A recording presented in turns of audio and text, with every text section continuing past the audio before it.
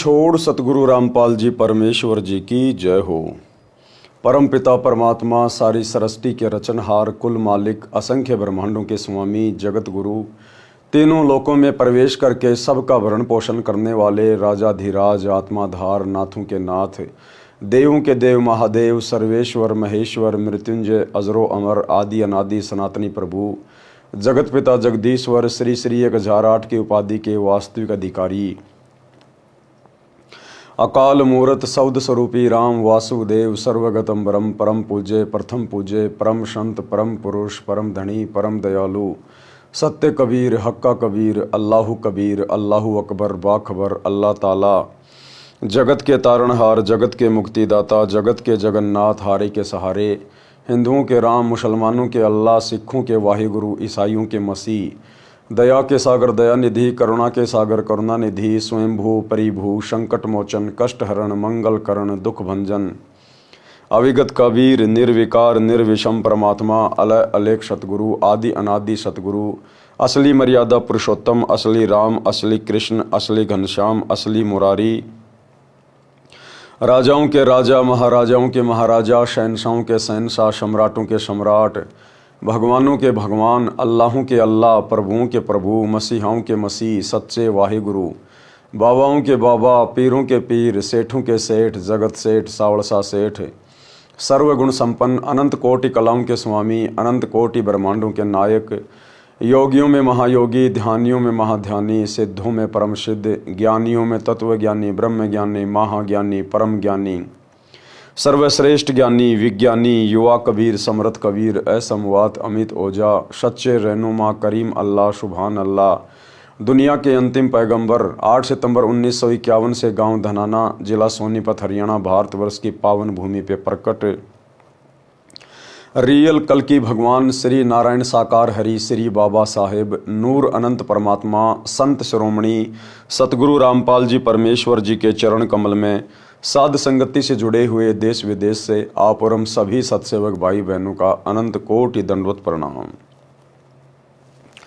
सत्साई भाई और बहनों, दया परम पिता परमेश्वर जी की, सारी सृष्टि के सर्जनहार सतगुरु रामपाल जी भगवान की, जिनके शुभ आशीर्वाद से, विशेष आशीर्वाद से, उन्हीं के कर कमल से लिखित पवित्र पुस्तक जीने की राह के ऊपर वीडियो बनाने की श्रृंखला जारी है। इसी श्रृंखला में आज हमारा ये 23वें नंबर का वीडियो है। प्रत्येक वीडियो में गुरुदेव भगवान के आशीर्वाद से हमें बहुत कुछ अध्यात्म के विषय में जानने और समझने को मिल रहा है। भाई और बहनों, इन सभी बातों से हमारा विश्वास हमारे गुरुदेव भगवान के चरणों में और भक्ति मार्ग पर बढ़ता ही जा रहा है, जो कि गुरुदेव भगवान चाहते हैं। तो पिछले वीडियो में गुरुदेव भगवान ने हमें एक नेक, योग्य, सुयोग्य भगत के विषय में बहुत सारी बातें बताई।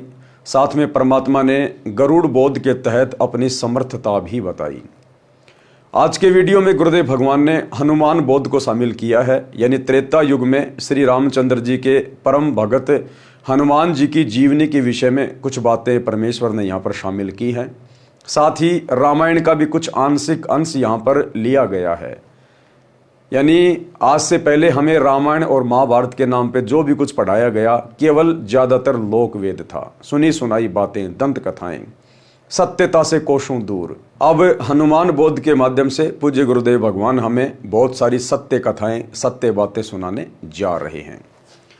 तो भाई और बहनों, पवित्र पुस्तक जीने की राह, वीडियो नंबर 23 और पेज नंबर 184, अध्याय हनुमान बोध का सारांश।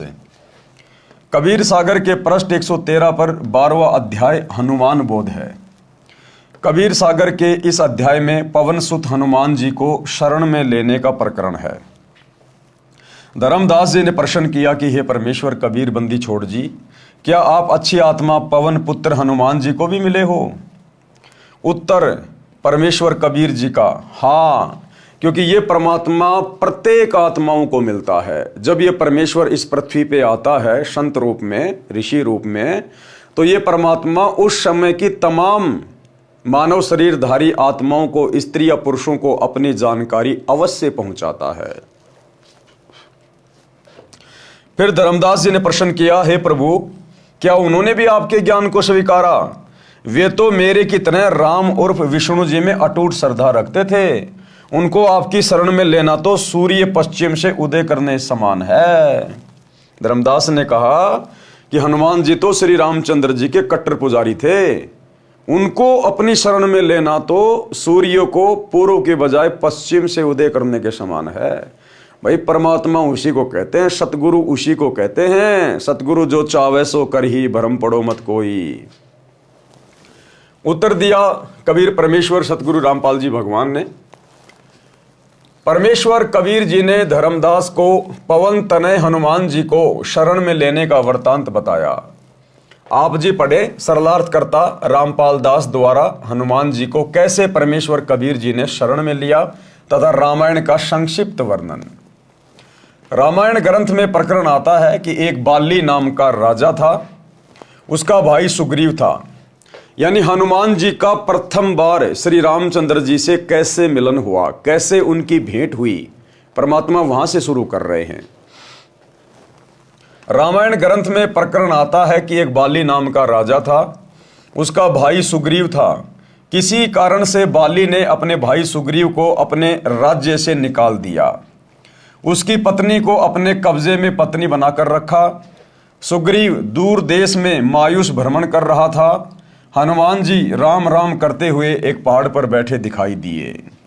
जिस समय हनुमान जी से श्री रामचंद्र जी की मुलाकात भी नहीं हुई थी, श्री हनुमान जी जानते भी नहीं थे कि दशरथ पुत्र रामचंद्र कौन है, उस समय हनुमान जी राम राम का जाप किया करते थे। राम राम का, राम राम शब जगत बखाने, आदि राम कोई बिरला जाने।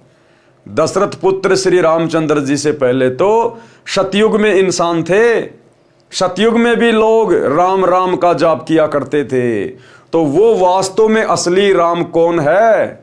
जो त्रेता युग में जन्मे दशरथ पुत्र श्री रामचंद्र जी से पहले भी था। सतयुग के प्राणी भी उस राम का नाम जाप किया करते थे। तो हनुमान जी जिस समय तक रामचंद्र जी को जानते भी नहीं थे, मिले भी नहीं थे, उससे पहले ही राम नाम का जाप किया करते थे। यानी वास्तव में वो राम कौन है? श्री राम तो केवल श्री दशरथ के बेटे के शरीर का नाम था, उसकी पहचान थी। ये राम राम कोई मुक्ति का मंत्र नहीं है, कोई जपने का मंत्र नहीं है, कोई मोक्ष मंत्र नहीं है। हनुमान जी राम राम करते हुए एक पहाड़ पर बैठे दिखाई दिए, क्योंकि ये सत्य कथा बताई जा रही है। आज से पहले हमने केवल सुनी सुनाई बातें सुनी है, दंत कथा सुनी है, लोकवेद सुना है, आदि अधूरी रामायण की बातें सुनी है। अब ये सत्यनारायण कथा आप सतगुरु रामपाल जी परमेश्वर जी के कर कमल से लिखित इस पुस्तक से सुनने जा रहे हैं।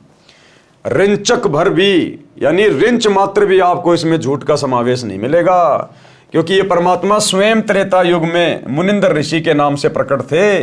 ये कबीर परमात्मा त्रेता युग में मुनिंदर ऋषि के नाम से प्रकट थे, जिन्होंने श्री हनुमान जी को अपनी शरण में लिया था। हनुमान जी राम राम करते हुए एक पहाड़ पर बैठे दिखाई दिए। दोनों की मित्रता हो गई, सुग्रीव की और हनुमान जी दोनों की मित्रता हो गई। सुग्रीव ने अपना दुख हनुमान जी से साझा किया। हनुमान जी ने शरणागत सुग्रीव की सहायता करने का वचन दिया। हनुमान जी ने सुग्रीव को वचन दे दिया कि ठीक है भाई सुग्रीव, अगर ऐसी बात है तो मैं तेरे भाई के साथ में युद्ध करूंगा, बाली के साथ में, और मैं तेरे को तेरा राज्य वापस दिलाऊंगा। लेकिन कुछ देर बाद जब बातें और आगे बढ़ी और सुग्रीव ने जब बाली की हकीकत बताई कि उसको एक वरदान प्राप्त है ब्रह्मा जी से, वो जिसके साथ आमने सामने की लड़ाई लड़ता है तो बाली के पास सामने वाले की आदि शक्ति आ जाती है, और बाली की तो बाली के पास है ही, इसलिए उसको कोई जीत नहीं सकता। उसके बाद हनुमान जी भी ठंडे पड़ गए। हनुमान जी ठंडे पड़ गए, पहले तो वचन दे दिया बिना सोचे समझे, और जब देखा कि बाली को तो ऐसा वरदान प्राप्त है, अगर आमने सामने की कोई लड़ाई लड़ेगा तो वो बाली को जीत ही नहीं सकता। लंका के राजा रावण की भी औकात नहीं थी बाली के साथ आमने सामने होकर युद्ध करने की, इसलिए अंत में रावण ने बाली के साथ में मित्रता कर ली थी। तो जब हनुमान जी को सुग्रीव ने यह बात बताई तो हनुमान जी के भी हवा निकल गई हनुमान जी की, और हनुमान जी भी चुपचाप हो गए कि अब क्या करूं मैं। सुग्रीव ने अपना दुख हनुमान जी से साझा किया। हनुमान जी ने शरणागत सुग्रीव की सहायता करने का वचन दिया। सुग्रीव ने हनुमान जी को बताया कि बाली में ऐसी सिद्धि है कि कोई उससे युद्ध करता है तो सामने वाले की आदि शक्ति बाली में प्रवेश कर जाती है। ये बात जानकर हनुमान जी भी शांत रहे। अब हनुमान जी भी चुपचाप हो गए इस बात को सुनकर, और युद्ध करने का इरादा त्याग दिया। उस समय रामचंद्र पुत्र राजा दशरथ जी को वनवास हुआ। उस समय दशरथ के बेटे श्री रामचंद्र जी को वनवास हो गया था। उसकी पत्नी सीता जी तथा भाई लक्ष्मण जी भी वन में साथ गए थे। श्रीलंका के राजा रावण की बहन शूर्पणखा ने लक्ष्मण को देखा तो उससे विवाह करने का प्रस्ताव रखा। लक्ष्मण ने कहा कि मेरा विवाह हो चुका है। लक्ष्मण की पत्नी का नाम उर्मिला था। शूर्पणखा ने बार बार विवाह करने का आग्रह किया तो शेषनाग अवतार लक्ष्मण ने क्रोधवश उसका नाक काट दिया। शूर्पणखा ने अपनी दुर्दशा की दास्तां अपने भाई रावण से सुनाई और पूरा पता बताया। रावण ने प्रतिशोध लेने के लिए राम की पत्नी सीता का अपहरण करने की योजना बनाई। साधु वेश बनाकर अपने मामा मारीच के सहयोग से रावण ने सीता जी का अपहरण कर लिया। अब देखो भाइयों और बहनों, साथ साथ हमने शिक्षा लेकर चलना है। रावण की बहन ने लक्ष्मण से शादी करने का प्रस्ताव रखा। लक्ष्मण ने मना कर दिया कि भाई मैं तो शादीशुदा हूं बहन जी और मैं शादी नहीं कर सकता। लेकिन उसने बार बार कहा तो लक्ष्मण गुस्से में आ गया और अपनी तलवार से उसकी नाक काट दी। ये एक सभ्य व्यक्ति के लक्षण नहीं है, ये एक संत के लक्षण नहीं है, एक भगत के लक्षण नहीं है। लेकिन लक्ष्मण ना तो संत था ना कोई भगत था। श्री रामचंद्र ना कोई संत था ना कोई भगत था। राजा के बेटे थे और राजा के बेटों में तो कितना अहंकार होता है, कितनी मान बढ़ाई होती है। तो हमने इन बातों का ध्यान रखना है। जो हमारी मर्यादाओं में नहीं है हमने हाथ जोड़ के क्षमा मांग लेनी है कि भाई देखो मैं शादीशुदा हूं और मैं आपके शादी के प्रस्ताव को स्वीकार नहीं कर सकता। उसके बाद कोई कितना ही जोर डाले, कितना ही दबाव डाले, यदि हमने शादी नहीं करनी है तो प्यार प्रेम से मना ही करना है। हमने गुस्सा नहीं करना, मार पिटाई नहीं करनी, वाद विवाद नहीं करनी, काम चाहे कोई भी हो। लेकिन लक्ष्मण ने यहां पर गलती की और लक्ष्मण की वो गलती आगे चलकर महाविनाश में तब्दील हो गई, महाविनाश में। तो लक्ष्मण जैसी गलती हम भाई बहनों ने बिल्कुल भी वर्तमान कलयुग की पिछली पीढ़ी में किसी के साथ में गुस्सा करके, लड़ाई झगड़ा करके या क्रोध करके नहीं करनी है। तो शूर्पणखा ने अपने भाई रावण को बताया। अब रावण ने अपनी बहन की बेइज्जती का बदला लेने के लिए और साधु का वेश बनाकर और अपने मामा मारीच के सहयोग से सीता जी का अपहरण कर लिया। सीता जी की खोज में श्री राम जी तथा श्री लक्ष्मण जी वन वन भटक रहे थे। उसी समय उनको श्री हनुमान जी तथा श्री सुग्रीव जी मिले। आपस में परिचय हुआ। सुग्रीव ने श्री राम से अपना कष्ट बताया। श्री रामचंद्र जी ने शर्त रखी कि यदि मैं आपका राज्य आपको दिला दूं तो आपको सीता की खोज तथा वापसी के लिए मेरा सहयोग करना होगा। अब बाली के साथ तो श्री रामचंद्र जी की कोई दुश्मनी थी नहीं, ना श्री रामचंद्र जी जानते थे बाली कौन है। अपने स्वार्थ के लिए, अब बताओ इनको कैसे भगवान कहें, कैसे इनको परमात्मा की संज्ञा दी जा सकती है। ये तो आम व्यक्ति के लक्षण होते हैं। श्री रामचंद्र जी ने अपने स्वार्थ के लिए, यदि मैं सुग्रीव को राज्य दिला दूं बाली को मार के तो सुग्रीव मेरी मदद करेगा सीता की खोज करने में और खोज होने के बाद अपनी वानर सेना का मुझे पूरा पूरा सहयोग देगा। तो अपने स्वार्थ के लिए विष्णु अवतार श्री रामचंद्र जी ने धोखे से पेड़ की ओट लेकर और बाली का वध किया। बाली से आमने सामने होकर युद्ध करने की औकात दशरथ पुत्र श्री रामचंद्र जी में भी नहीं थी। इसलिए पेड़ की ओट लेकर धोखे से अपने स्वार्थ के लिए उसकी हत्या की। बात पक्की हो गई, दोनों के बीच में बात पक्की हो गई। श्री रामचंद्र जी ने वृक्ष की ओट लेकर बाली को युद्ध करके मारकर सुग्रीव को राज तिलक कर दिया। सुग्रीव ने अपनी प्रतिज्ञा का पालन किया। सीता जी की खोज के लिए चारों दिशा में खोजी भेजे गए। जटायु पक्षी ने श्री राम को बताया कि सीता माता को लंकेश्वर रावण उठा ले गया। उससे मैंने माता को छुड़ाने की चेष्टा की तो मेरे पंख काट दिए। रावण से बातचीत करके सीता को लौटाने के लिए श्री राम जी ने हनुमान जी को राजदूत बनाया। श्री रामचंद्र जी ने श्री हनुमान जी को सीता को विश्वास दिलाने के लिए अपनी अंगूठी दी जिस पर श्री राम लिखा था। अब हनुमान जी सीता जी की खोज करने के लिए नहीं गया था लंका में। हमारे को जो दंत कथा सुनाई जाती है कि हनुमान जी ने सीता जी की खोज की, हनुमान जी ने सीता जी की खोज की, अरे वो तो जटायु ने पहले बता दिया था कि लंका देश का राजा रावण ले गया। उसके बाद रामचंद्र जी ने हनुमान जी को तो केवल इसलिए भेजा था कि तू एक बार जाकर जो है पूरी तसल्ली करके आ जा और रावण से बातचीत भी करके आ जा कि भाई आप सीता जी को वापस लौटा दीजिएगा, युद्ध में कुछ नहीं रखा है। तो अपना दूत बना के भेजा था। सीता उस अंगूठी से हनुमान पर विश्वास कर सकती थी कि जो मुझसे मिलने आया है वह श्री राम का भेजा हुआ है। हनुमान जी श्री राम की मुद्री लेकर आकाश मार्ग से उड़कर श्रीलंका में गए। रावण का एक 9 लखा बाग था, उसमें सीता जी को रावण राक्षस ने कैद कर रखा था। हनुमान जी ने सीता माता को अंगूठी देकर अपना विश्वास दिलाया।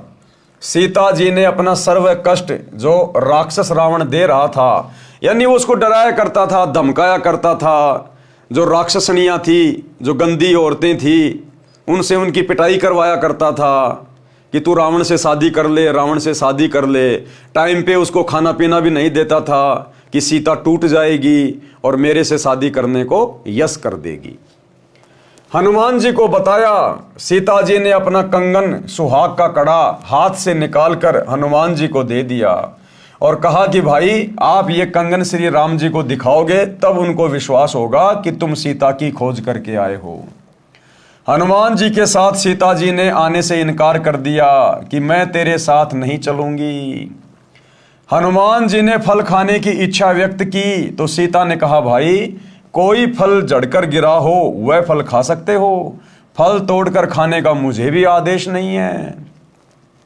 इस बात से नाराज होकर हनुमान जी ने पहले तो पेड़ को गिराया, फिर पके हुए फल खाए, फिर उस वृक्ष को समुद्र में फेंक दिया। ऐसे हनुमान जी ने रावण का 9 लखा बाग उजाड़कर वृक्ष समुद्र में फेंक दिए।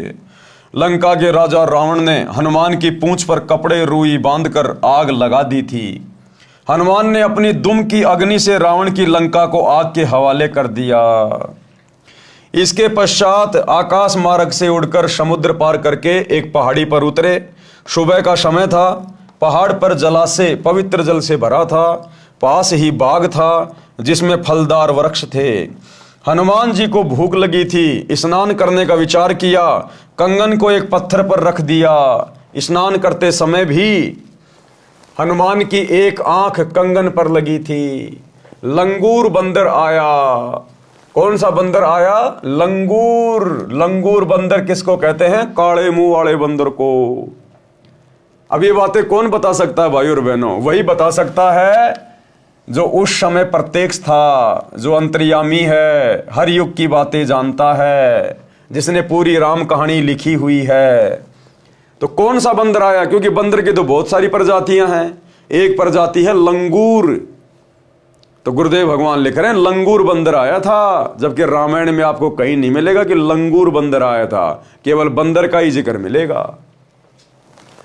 उसने कंगन उठाया और चल पड़ा। हनुमान जी को चिंता बनी कि कहीं बंदर इस कंगन को समुद्र में ना फेंक दे, मेरा परिश्रम पर पानी फिर जाए। अब लंका में जाने का रास्ता भी बंद हो गया। अजीब परेशानी में हनुमान बंदर के पीछे पीछे चला। देखते देखते बंदर ने वह कंगन एक ऋषि की कुटिया के बाहर रखे एक घड़े में डाल दिया और आगे दौड़ गया। हनुमान जी ने राहत की सांस ली। अब वहां उस कुटिया में मुनिंदर ऋषि नाम से यही कबीर परमात्मा सतगुरु रामपाल जी भगवान बैठे थे, जो त्रेता युग में मुनिंदर ऋषि के नाम से प्रकट थे। उस कुटिया में मुनिंदर ऋषि के रूप में गुरुदेव भगवान बैठे हुए थे। कलश में झांककर कंगन निकालना चाहा तो देखा घड़े में एक जैसे अनेकों कंगन थे। अब हनुमान जी ने उस घड़े में हाथ डाल के कंगन निकालना चाहा। जिस घड़े में बंदर ने वो कंगन डाल दिया था, तो हनुमान जी ने देखा इसमें तो एक जैसे ही बहुत सारे कंगन हैं, बहुत सारे। हनुमान जी को फिर समस्या हुई, कंगन उठा उठा कर देखे, कोई अंतर नहीं पाया। अपना कंगन कौन सा है, कहीं मैं गलत कंगन ले जाऊं और श्री राम कहे ये कंगन सीता का नहीं है, मेरा प्रयत्न व्यर्थ हो जाएगा। सामने एक ऋषि हनुमान जी की परेशानी को देखकर मुस्कुरा रहा था। कौन था वो ऋषि? यही कबीर परमात्मा सतगुरु रामपाल जी भगवान। कुटिया के बाहर बैठा था। ऋषि जी बोले, आओ पवन पुत्र, किस समस्या में हो? हनुमान जी ने कहा कि ऋषि जी, श्री रामचंद्र जी की पत्नी को लंका का राजा रावण अपहरण करके ले गया, मैं पता करके आया हूं। ऋषि जी ने कहा कि कौन से नंबर वाले रामचंद्र की बात कर रहे हो? क्या कहा मुनिंदर रूप में गुरुदेव ने कि हनुमान जी कौन से नंबर वाले रामचंद्र की बात कर रहे हो? तो हनुमान जी को बड़ा आश्चर्य हुआ और कहा, ऋषि जी और कौन रामचंद्र? एक ही तो रामचंद्र है, दशरथ का बेटा रामचंद्र। ऋषि जी ने कहा कि कौन से नंबर वाले रामचंद्र की बात कर रहे हो? हनुमान जी को आश्चर्य हुआ कि ऋषि अपने होश हवास में है या भांग पी रखी है। हनुमान जी ने पूछा, हे ऋषि जी, क्या राम कई हैं? ऋषि ने कहा, हाँ कई हो चुके हैं और आगे भी जन्मते मरते रहेंगे। हनुमान जी को ऋषि का व्यवहार उचित नहीं लगा, परंतु ऋषि जी से विवाद करना भी हित में नहीं जाना।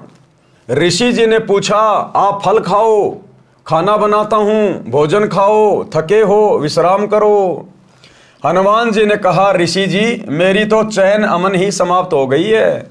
मेरे को सीता माता ने कंगन दिया था, उस कंगन के बिना श्री रामचंद्र जी को विश्वास नहीं होना कि सीता की खोज हो चुकी है। उस कंगन को पत्थर पर रखकर मैं स्नान कर रहा था, बंदर ने उठाकर घड़े में डाल दिया। मेरी पहचान में नहीं आ रहा कि वास्तविक कंगन कौन सा है, मेरे को तो सब एक जैसे लग रहे हैं। ऋषि रूप में बैठे परमेश्वर कबीर जी ने कहा, हे पवन के लाडले, आप कोई एक कंगन उठा ले जाओ, कोई अंतर नहीं है। और कहा कि जितने कंगन इसमें पड़े हैं इतनी बार श्री रामपुत्र दशरथ को वनवास तथा सीता हरण और हनुमान द्वारा खोज हो चुकी है। हनुमान जी ने कहा, ऋषि जी ये बताओ, आपकी बात मानता हूं, पूछता हूं कि प्रत्येक बार सीता हरण, हनुमान का खोज करके कंगन लाना और बंदर द्वारा घड़े में डालना होता है, तो कंगन तो यार रह गया, हनुमान लेकर क्या जाता है? ऋषि मुनिंदर जी ने कहा कि मैंने इस घड़े को आशीर्वाद दे रखा है कि जो वस्तु इसमें गिरे वह दो एक समान हो जाए। ये कहकर ऋषि जी ने एक मिट्टी का कटोरा घड़े में डाला तो एक और कटोरा वैसा ही बन गया। ऋषि मुनिंदर जी ने कहा, हे हनुमान, आप एक कंगन ले जाओ, कोई परेशानी नहीं होगी। हनुमान जी के पास कोई अन्य विकल्प नहीं बचा था, उस घड़े से एक कंगन निकालकर उड़ चले। श्री रामचंद्र जी को हनुमान जी ने सीता जी की निशानी कंगन दिया तथा जो जो बातें माता सीता ने कही थी वे सब बताई। श्री रामचंद्र जी कंगन देखकर भावुक हो गए, हनुमान जी को सीने से लगाया, कहा, हे संतजन, मैं आपका एहसान कैसे चुका पाऊंगा? आपने अपना जीवन जोखिम में डालकर मेरा महाकठिन कार्य किया है। ये कंगन सीता का ही है। अब सभा बुलाता हूं, आगे का कार्यक्रम तैयार करते हैं। समुद्र पर पुल बनाने का विचार किया गया। नल नील के हाथों में ऋषि मुनिंद्र के आशीर्वाद से शक्ति थी कि वे अपने हाथों से जल में कोई वस्तु डाल देते तो वह डूबती नहीं थी। पत्थर, कांसी के बर्तन आदि जो भी वस्तु वे डालते वह जल पर तैरती थी। उस समय नल नील ने अभिमान करके अपनी महिमा की इच्छा से अपने गुरु ऋषि मुनिंद्र का नाम नहीं लिया, जिस कारण से उनकी वह शक्ति समाप्त हो गई। रामचंद्र जी तथा सभी उपस्थित योद्धा हनुमान सहित मां दुखी हुए। 3 दिन तक श्री राम घुटनों पानी में खड़ा रहा, रास्ता देने की प्रार्थना करता रहा, परंतु समुद्र टस से मस नहीं हुआ। तब श्री राम ने लक्ष्मण से कहा कि मेरा अग्निबाण निकाल, समुद्र को फूंक देता हूं। लातों के भूत बातों से नहीं मानते। उसी समय समुद्र विपर रूप धारकर श्री राम के सामने करबद्ध होकर खड़ा हो गया तथा कहा कि हे भगवान, मेरे अंदर संसार बसा है आप पाप के भागी मत बनो। आप ऐसा करो कि सर्प भी मर जाए और लाठी भी ना टूटे। आपकी सेना में नल नील नाम के 2 सैनिक हैं, उनको उनके गुरुजी का आशीर्वाद है, उनके हाथों से पत्थर भी मेरे ऊपर तैर सकते हैं। तब नल नील से पत्थर डालकर दिखाने को कहा तो नल नील ने अपनी महिमा चाही और गुरु को याद नहीं किया। अब ऐसे गलती करते हैं भाई और बहनों हम भगत।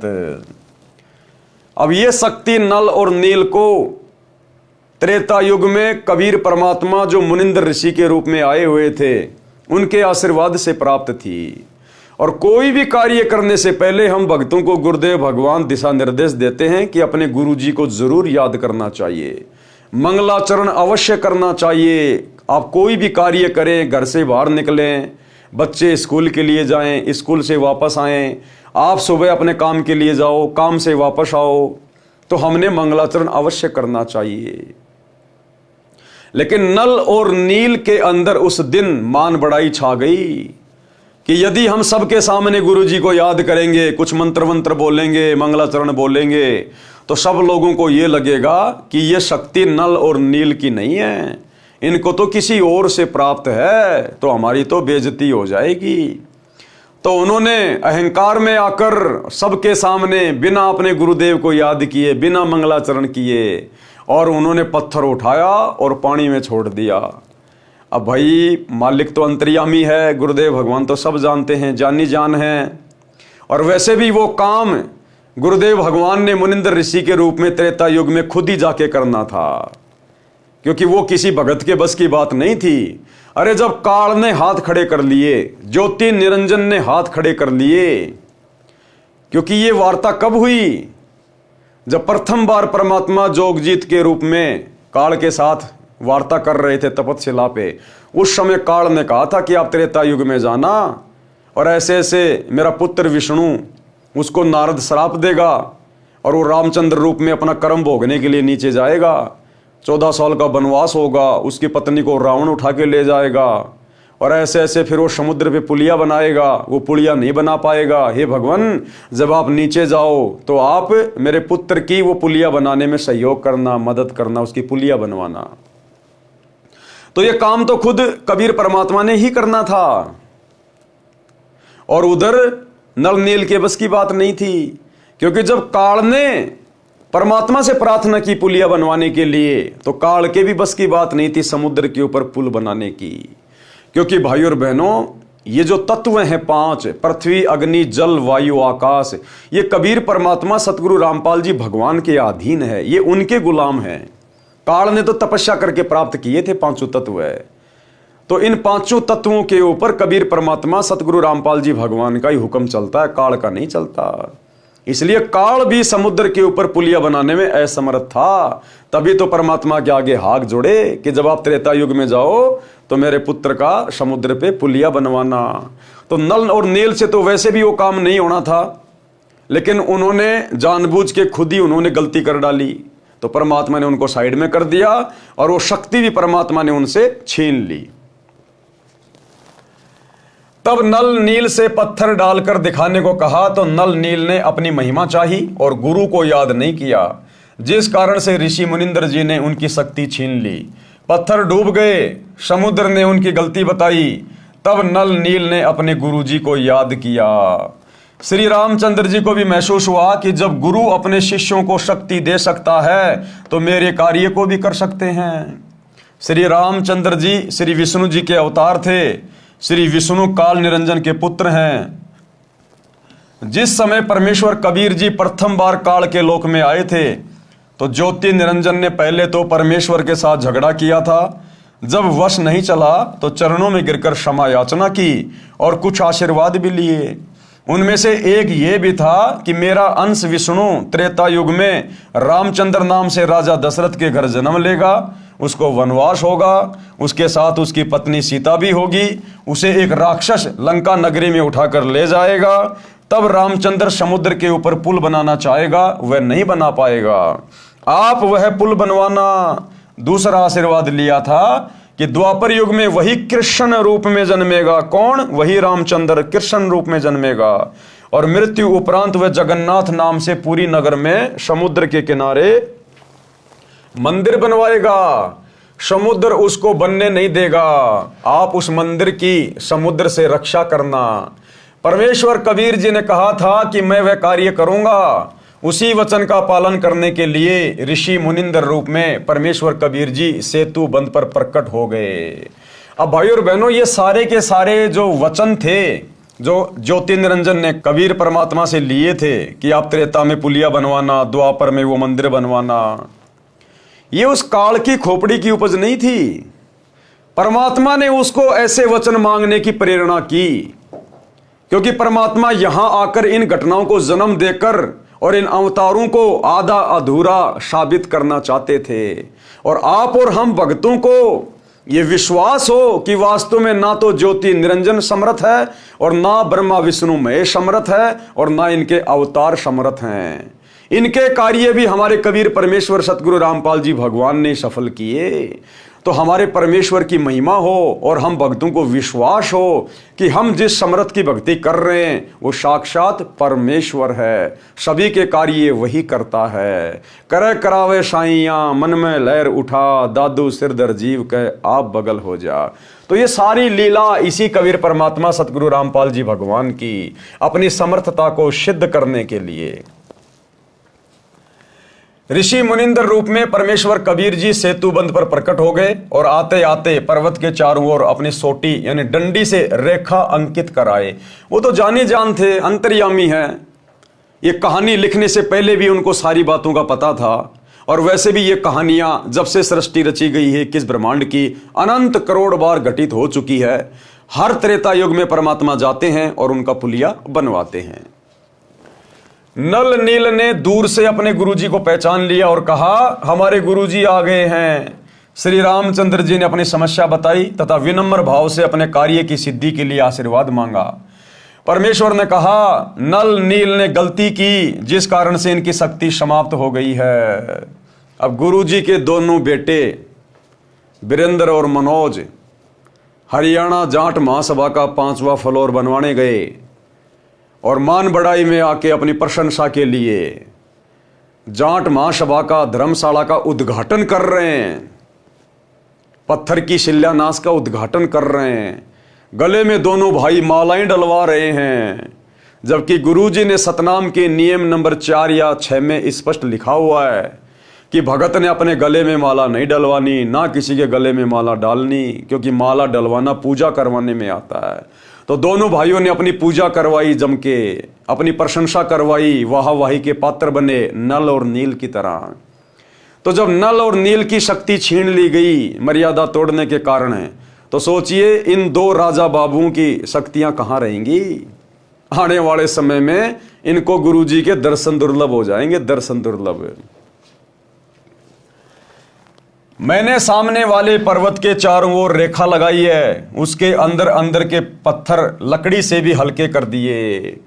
अब गुरुदेव ने मुनिंदर ऋषि के रूप में श्री रामचंद्र जी से कहा कि हे दशरथ के बेटे, मैंने आते समय ये जो पहाड़ी है ना, इस पहाड़ी के चारों तरफ मैंने एक लकड़ी से रेखा खींच दी है। उस रेखा के अंदर अंदर जितने भी पर्वत हैं उनको उठा के पुलिया बना लो। मेरी शक्ति से सारे पत्थर हल्के हो गए हैं, वो पानी के ऊपर तैरने लगेंगे। जबकि हमें दंत कथा सुनाई जाती, लोक कथा सुनाई जाती कि रामचंद्र जी ने अपनी शक्ति से पत्थर पानी पे तैरा दिए।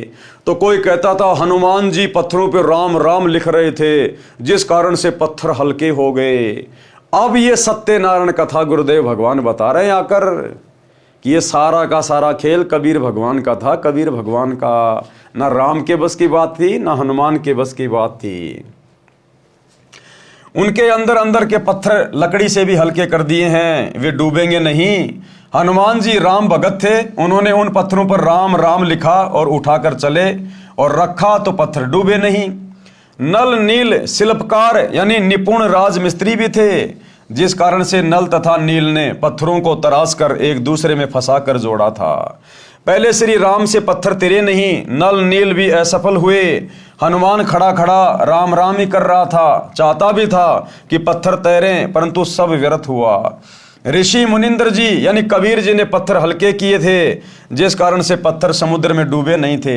हनुमान जी तो अपना राम राम का पाठ करने के लिए श्रद्धा से राम राम पत्थरों पर लिख रहे थे।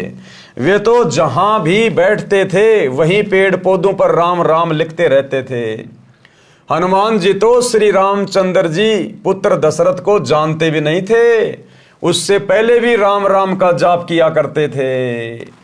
जैसा कि लोकवेद यानी दंत कथा सुनते आए हैं कि नल नील ने पत्थर तैराए थे तब पुल बना। कोई कहता था कि हनुमान जी ने पत्थरों पर राम राम लिखा जिस कारण से पत्थर तैरे थे, और ये भी सुनते थे कि श्री राम ने पत्थर तैराए थे।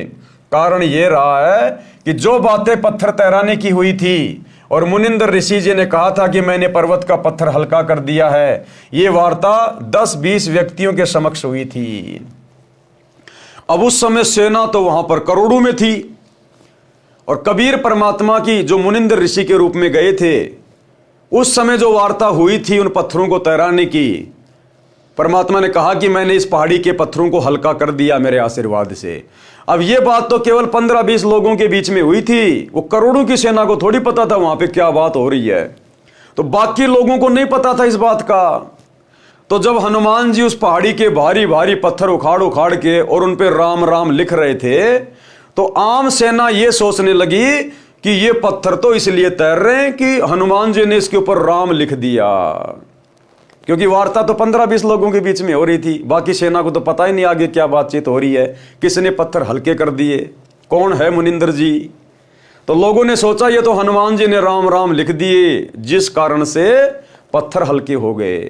तो युद्ध के बाद जो सैनिक वीर गति को प्राप्त नहीं हुए, जो बच गए, उन्होंने अपने अपने गांव में आके, अपने अपने घरों में आके फिर ये बातें आगे फैला दी कि हनुमान जी ने राम राम लिखा जिस कारण से पत्थर पानी पे तैर गए, क्योंकि उनको सत्यता का नहीं पता था, जिस कारण से ये झूठी कथा समाज में प्रचलित हो चली।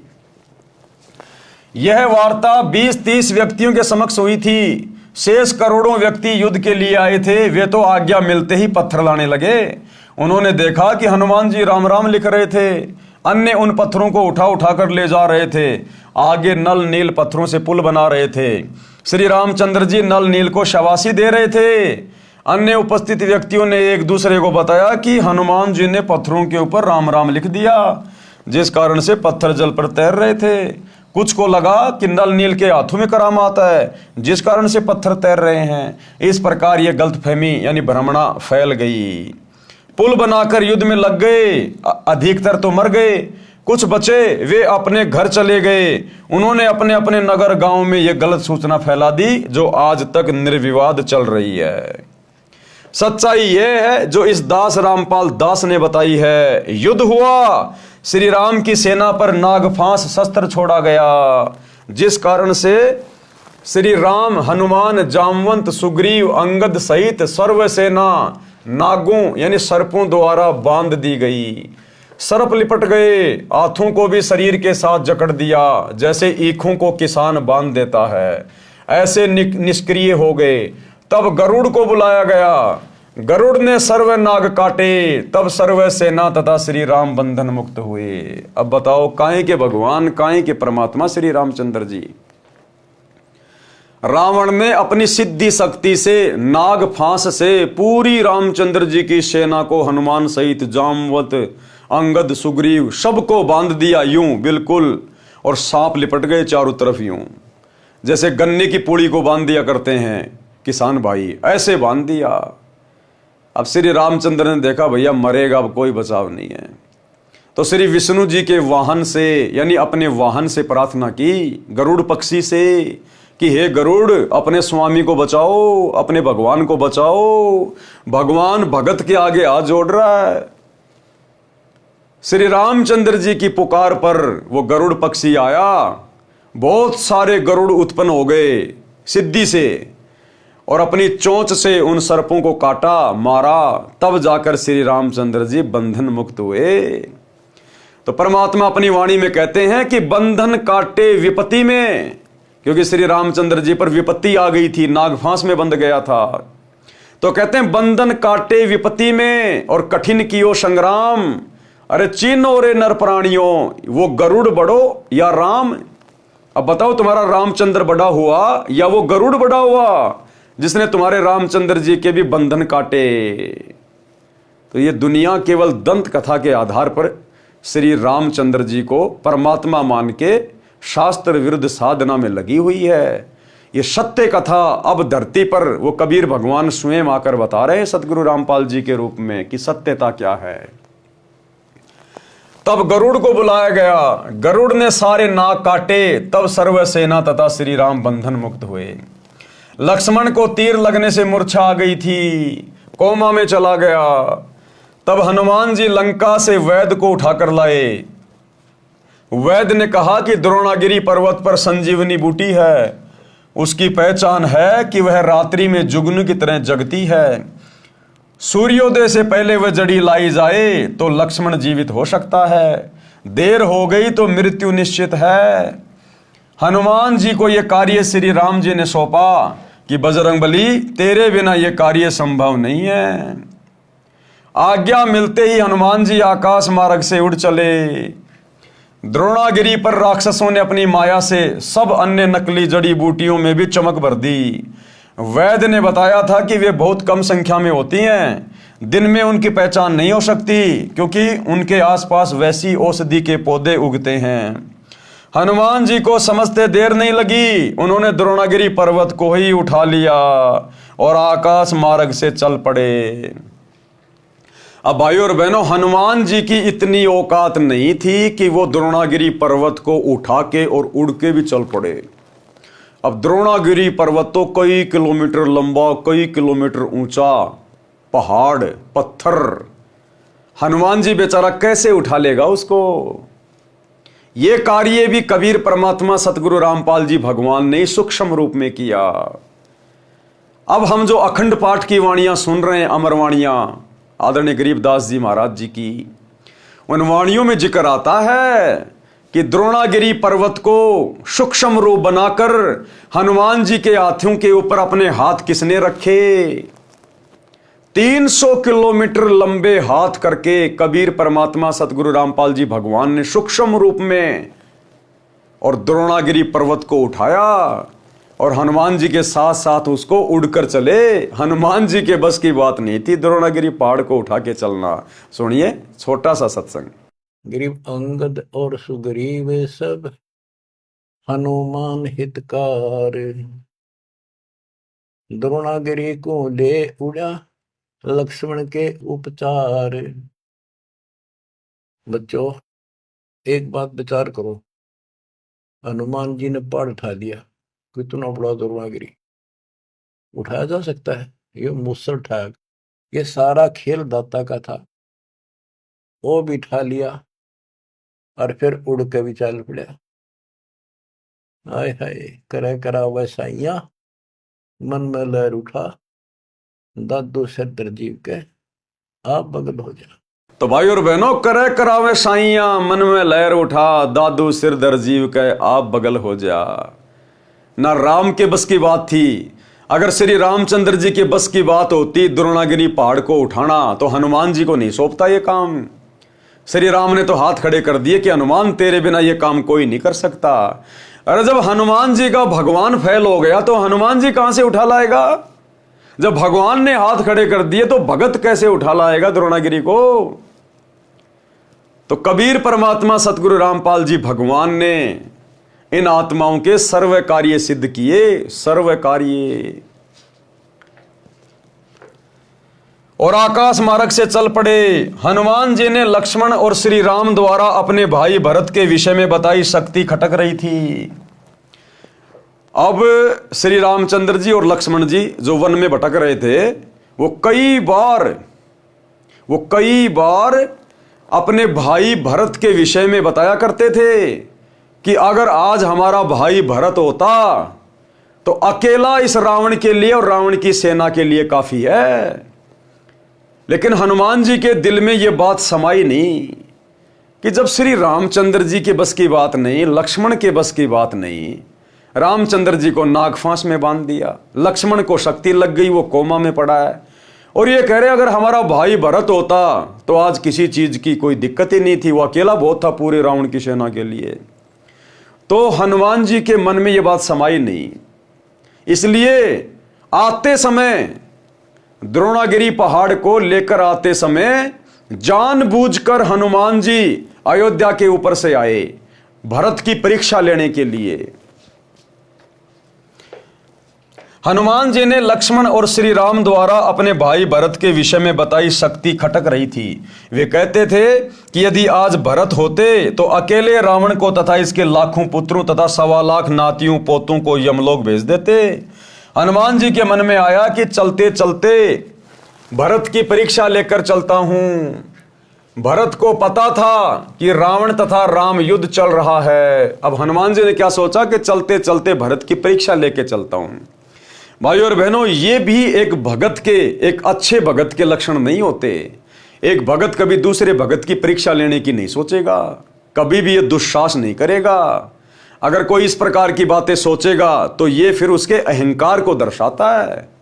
अब हनुमान जी ने सोचा कि देखता हूं क्या मेरे से भी ज्यादा पावरफुल है भरत, क्या वास्तव में जो श्री रामचंद्र जी कहा करते थे क्या वास्तव में उतना पावरफुल है, क्या मेरे से भी ज्यादा बलवान है भरत।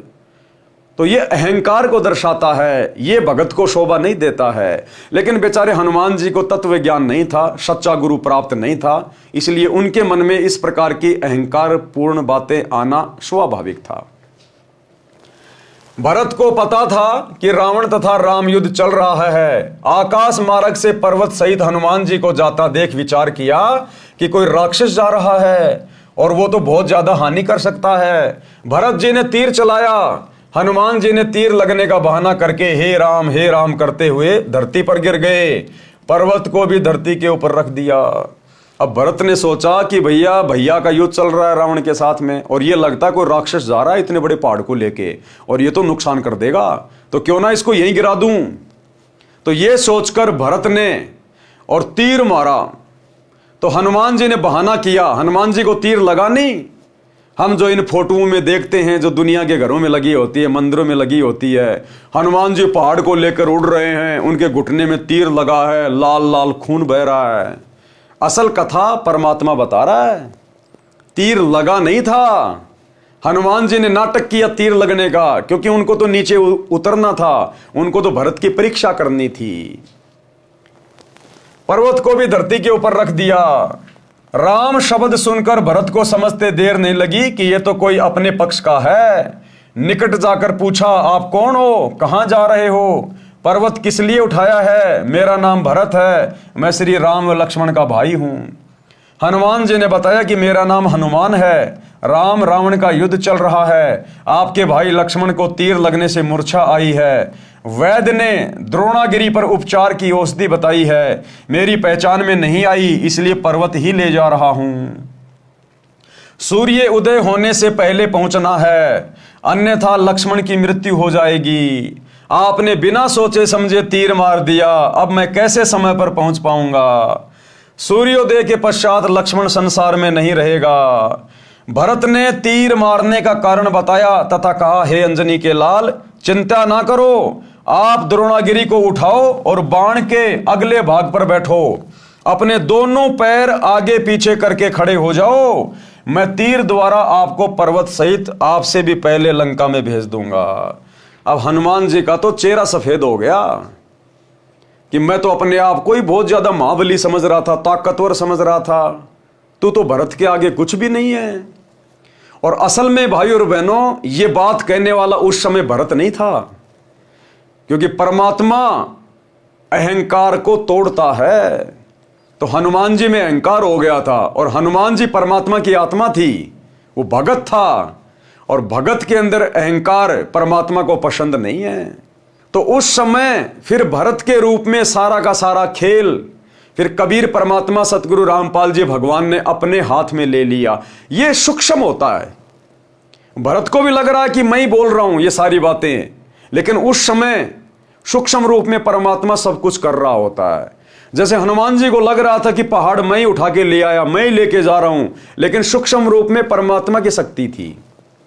तो जो कर रहा होता है उसको भी ये महसूस नहीं होता कि मैं नहीं कर रहा, और उसके रूप में कर भी ये परमात्मा देता है। तो उस समय हनुमान जी का अहंकार तोड़ने के लिए इस प्रकार के शब्द भरत के मुख से कबीर परमेश्वर सतगुरु रामपाल जी भगवान कह रहे थे।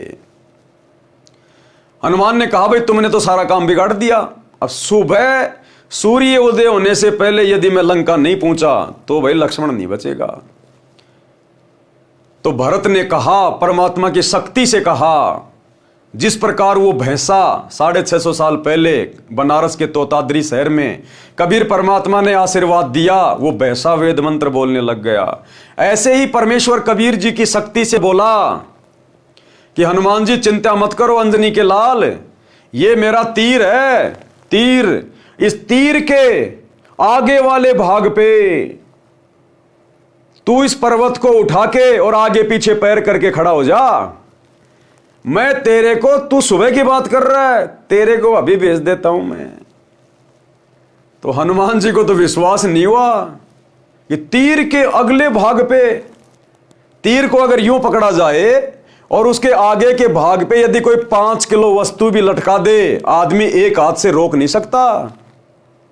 अगर उसके हाथ में लटकाई जाए तो रोक लेगा, लेकिन हाथ से तीर पकड़ना और तीर के भी आगे वाले भाग पे वो वजन रखना आम आदमी नहीं उठा सकता, उठा ही नहीं सकता आदमी, चाहे कितना बड़ा, चाहे कोई पहलवान क्यों ना हो। और द्रोणागिरी पहाड़, अरबों खरबों टन वजन, साथ में हनुमान जी भी पूरा अट्टा पहलवान।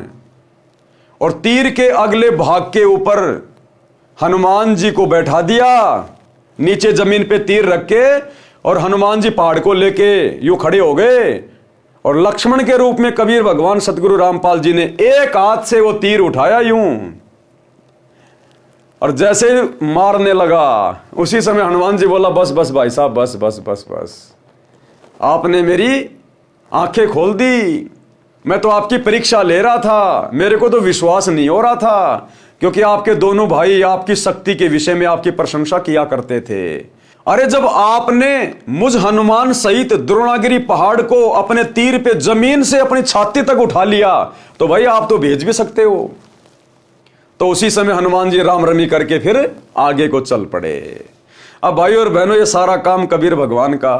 अरे जिस परमात्मा के एक वचन से ये पृथ्वी यूं वायुमंडल में घूम रही है, पृथ्वी कोई जमीन पे थोड़ी टिकी है कहीं, ये पृथ्वी से कई गुना बड़ा सूरज ये परमात्मा की वचन शक्ति से घूम रहा है।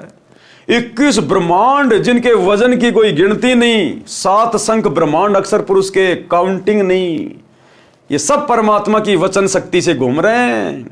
तो वो परमात्मा क्या नहीं कर सकता। तो इस प्रकार कबीर परमेश्वर सतगुरु रामपाल जी भगवान ने त्रेता युग में हनुमान जी के अहंकार को तोड़ा। आप द्रोणागिरी को उठाओ और बाण के अगले भाग पर बैठो, अपने दोनों पैर आगे पीछे करके खड़े हो जाओ, मैं तीर द्वारा आपको पर्वत सहित आपसे भी पहले लंका में भेज दूंगा। हनुमान जी को अपनी शक्ति पर अत्यधिक गर्व था, यानी घमंड था।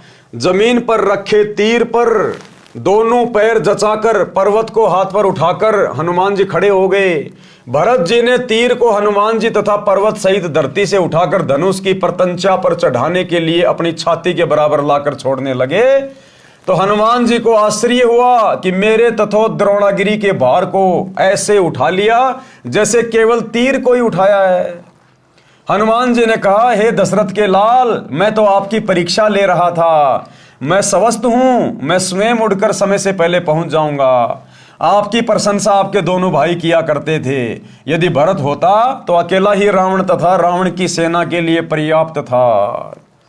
अब हनुमान जी बोला, मैं तो अकेला ही उड़ के ले जाऊंगा पहाड़ को। वो भी उसका घमंड था। उस समय उस पहाड़ को उठाने की शक्ति भी कबीर परमात्मा सतगुरु रामपाल जी भगवान ही दे रहे थे। तो हनुमान जी ने कहा कि मेरे को उनकी बातों पर विश्वास नहीं हो पा रहा था, आज अपनी आंखों से देख रहा हूं, आप वास्तव में सूरवीर तथा बलवान हो। आपने मेरा भी अभिमान चकनाचूर कर दिया। ये कहकर हनुमान जी उस तीर से ही छलांग लगाकर उड़ गए। उस समय तीर टस से मस नहीं हुआ। जब हनुमान जी ने छलांग लगा के उड़ान भरी, वो तीर टस से मस नहीं हुआ, यूं का यूं रहा। अगर भरत होता तो टस से मस तो क्या, जान निकल जाती। भरत की बेचारे की कहां औकात जो वो तीर को उठा ले, द्रोणागिरी पर्वत के भार को उठा ले। सारा काम कबीर परमात्मा का। तीर टस से मस नहीं हुआ। ये दुनिया भर के तारे सितारे, सूर्य चांद नक्षत्र ग्रह उपग्रह सूरज पृथ्वी, ये टस से मस नहीं हो रहे, टस से मस परमेश्वर की वचन शक्ति में बंधे हुए। तो इसी प्रकार वो तीर भी टस से मस नहीं हुआ, क्योंकि उस समय भरत को सूक्ष्म रूप से सारी शक्ति कबीर परमात्मा ने प्रदान कर रखी थी। विचार करने की बात है। देखो गुरुजी क्या कह रहे हैं कि बच्चों विचार करने की बात है, ये भरत के बस की बात नहीं थी। यदि कोई वजन उठाता है तो दोनों हाथों से या एक हाथ से पकड़कर उठा लेता है, परंतु उसी वजन को किसी डंडे से उठाना चाहे तो कदापि नहीं उठा सकता। उस डंडे से, उस तीर से, एक हाथ से कोई कैसे इतना वजन उठा लेगा और अपनी छाती तक ले आएगा। तो गुरुजी कह रहे हैं बच्चों विचार करने की बात है। अब तुम सोचो वो काम किसने किया होगा? तो वो काम हमारे गुरुदेव भगवान ने किया, कबीर परमात्मा ने किया। विचार करने की बात है। यदि कोई भार उठाता है तो दोनों हाथों से या एक हाथ से पकड़कर उठा लेता है, परंतु उसी भार को किसी डंडे से उठाना चाहे तो कदापि नहीं उठा सकता। थोड़े वजन को ही डंडे से उठा सकता है। भरत जी ने महाबली हनुमान जी तथा द्रोणागिरी को धरती से 50 फुट ऊपर उठा लिया, 50 फुट ऊपर अपनी छाती तक, क्योंकि परमात्मा ने बताया त्रेता युग में हाइट कम से कम 70 से 80 फुट थी। तो 50 फुट उठा लिया अपनी छाती तक, तो 30 फुट ऊपर का हिस्सा और 50 फीट नीचे का हिस्सा। थोड़े भार को ही डंडे से उठा सकता है। भरत जी ने महाबली हनुमान जी तथा द्रोणागिरी को धरती से 50 फुट ऊपर उठा दिया। त्रेता युग में मनुष्य की ऊंचाई लगभग 70 या 80 फुट होती थी। ये कोई सामान्य बात नहीं है। कोई किसी व्यक्ति को डंडे से उठाकर देखे कैसा महसूस होगा। गुरुजी कह रहे बच्चों ये कोई सामान्य बात नहीं है। अर्थात तुम विचार करो ये खेल किसने खेला? ये खेल तुम्हारे गुरुजी ने खेला, इस कबीर भगवान ने खेला। यह कोई सामान्य बात नहीं है। कोई किसी व्यक्ति को डंडे से उठाकर देखे कैसा महसूस होगा। लक्ष्मण को वैद्य ने संजीवनी औषधि पिलाकर स्वस्थ किया। युद्ध हुआ, रावण मारा गया। रावण ने प्रभु शिव की भक्ति की थी। अपने 10 बार शीश काटकर शिव जी को भेंट किए थे। 10 बार शिव जी ने उसको वापस कर दिए तथा आशीर्वाद दिया कि तेरी मृत्यु 10 बार गर्दन काटने के पश्चात होगी। रावण के 10 बार सिर काटे गए थे। फिर नाभि में तीर लगने से, नाभि अमृत नष्ट होने से रावण का वध हुआ। 10 बार सिर कटे, 10 बार वापिस सिर धड़ पर लग गए। फिर विभीषण के बताने पर कि रावण की नाभि में अमृत है, रामचंद्र ने रावण की नाभि में तीर मारने की पूरी कोशिश कर ली थी, परंतु रावण का ध्यान भी वहीं केंद्रित था कि नाभि पर तीर ना लगे। रामचंद्र जी ने परमेश्वर को याद किया। उस दशरथ के बेटे रामचंद्र ने परमात्मा को याद किया, परमात्मा को। हालांकि वो जानता नहीं कि परमात्मा कौन है, लेकिन जब आत्मा दुखी होती है, आत्मा रोती है, तो परमात्मा को याद करती है। तो आत्मा से रोए दशरथ के बेटे रामचंद्र कि हे भगवान ये राक्षस तो मर ही नहीं रहा, क्योंकि 10 बार सिर काट दिए। उसके बाद में विभीषण ने बताया कि ये ऐसे नहीं मरेगा, इसकी नाभि में अमृत कुंड है, जब तक तीर मार के उसको नहीं सुखाया जाएगा ये नहीं मरेगा। तो गुरुदेव ने एक सत्संग में बताया कि 6 महीने हो गए थे, 6 महीने रामचंद्र जी को रावण की नाभि में तीर मारते हुए। रावण भी इतना जबरदस्त योद्धा था, अपनी नाभि में तीर नहीं लगने दिया। अंत में श्री रामचंद्र जी ने रो रो के परमात्मा से प्रार्थना की कि हे परमात्मा मेरी रक्षा करो, ये राक्षस तो मर ही नहीं रहा। फिर वही कबीर परमात्मा जो आज धरती पर सतगुरु रामपाल जी के रूप में प्रकट हैं, सूक्ष्म रूप में आए वहां पर, और रामचंद्र जी को तो साइड में कर दिया, दिखाई भी नहीं दे रहा, आम सैनिकों की तरह है। और रावण की नाभि में श्री राम का रूप बना के सूक्ष्म रूप में कबीर परमात्मा ने तीर मारा था, तब जाकर उस राक्षस का अंत हुआ। सुनिए गुरुदेव के मुख कमल से, आदरणीय गरीबदास जी के अमर ग्रंथ की वाणी से। और फिर ये भी कहा परमात्मा ने कि हमने ही रावण को मारा। काफी दिन हो गए थे युद्ध होते ने, रावण श्री रामचंद्र जी पर मरा नहीं था। तब परमेश्वर कहते हमने ही उसे राम को के माध्यम से, यानी अपनी उसका हमने तीर ठोका उसका, और मारता दिखा श्री राम, निशाना हमने साधा था उसका, तब वो रावण मरा था। क्या बताते हैं, हम ही रावण मार लंका पर करी चढ़ाई, हम ही 10 सिर मार देवतन की बंद छुटाई, हम ही राम रहीम करीम पूर्ण करतारा, हम ही बांधे सेतु चढ़े संग पद्म 18। हमने ही उस सेतु यानी पुल को हमने ही बांधा था अपनी शक्ति से। तो भाई और बहनों, इस सृष्टि में एकमात्र सर्वशक्तिमान परमात्मा, एकमात्र समर्थ परमात्मा, अविनाशी, जो इन आत्माओं के भी सारे कार्य सिद्ध करता है, केवल यही कबीर परमात्मा सतगुरु रामपाल जी भगवान है। रामचंद्र जी ने परमेश्वर को याद किया कि इस राक्षस को मारो, मेरी सहायता करो। हे महादेव, हे देवों के देव, हे महाप्रभु, मेरी सहायता करो। आपकी बेटी सीता महाकष्ट में है, आपके बच्चे 33 करोड़ देवता भी इसी राक्षस ने जेल में डाल रखे हैं। परमेश्वर कबीर जी ने उसी समय गुप्त रूप में रामचंद्र के हाथों पर अपने सूक्ष्म हाथ रखे। जिस प्रकार द्रोणागिरी पहाड़ उठाते समय सूक्ष्म रूप में हनुमान जी के हाथों पे अपने हाथ रखे और द्रोणागिरी पहाड़ को उठाया, इसी प्रकार सूक्ष्म रूप में रामचंद्र जी के हाथों पर अपने हाथ रखे। अब लोगों को तो तीर मारता हुआ रामचंद्र दिखाई दे रहा है और सारा खेल खेल रहे थे कबीर परमात्मा सतगुरु रामपाल जी भगवान। तब जाकर वो राक्षस मरा। परमेश्वर कबीर जी ने उसी समय गुप्त रूप में रामचंद्र के हाथों पर अपने सूक्ष्म रूप में हाथ रखे और तीर रावण की नाभि में मारा, तब रावण मरा। अब भाई और बहनों, आप कहोगे भाई परमात्मा ने क्यों मारा रावण को? रामचंद्र जी ने तो नाम ही नहीं ले रखा था, वो तो भगत ही नहीं था। भाई देखो, त्रेता युग में प्रहलाद ने कौन सा नाम ले रखा था जो परमात्मा ने नरसिंह रूप धारण करके उसकी रक्षा की?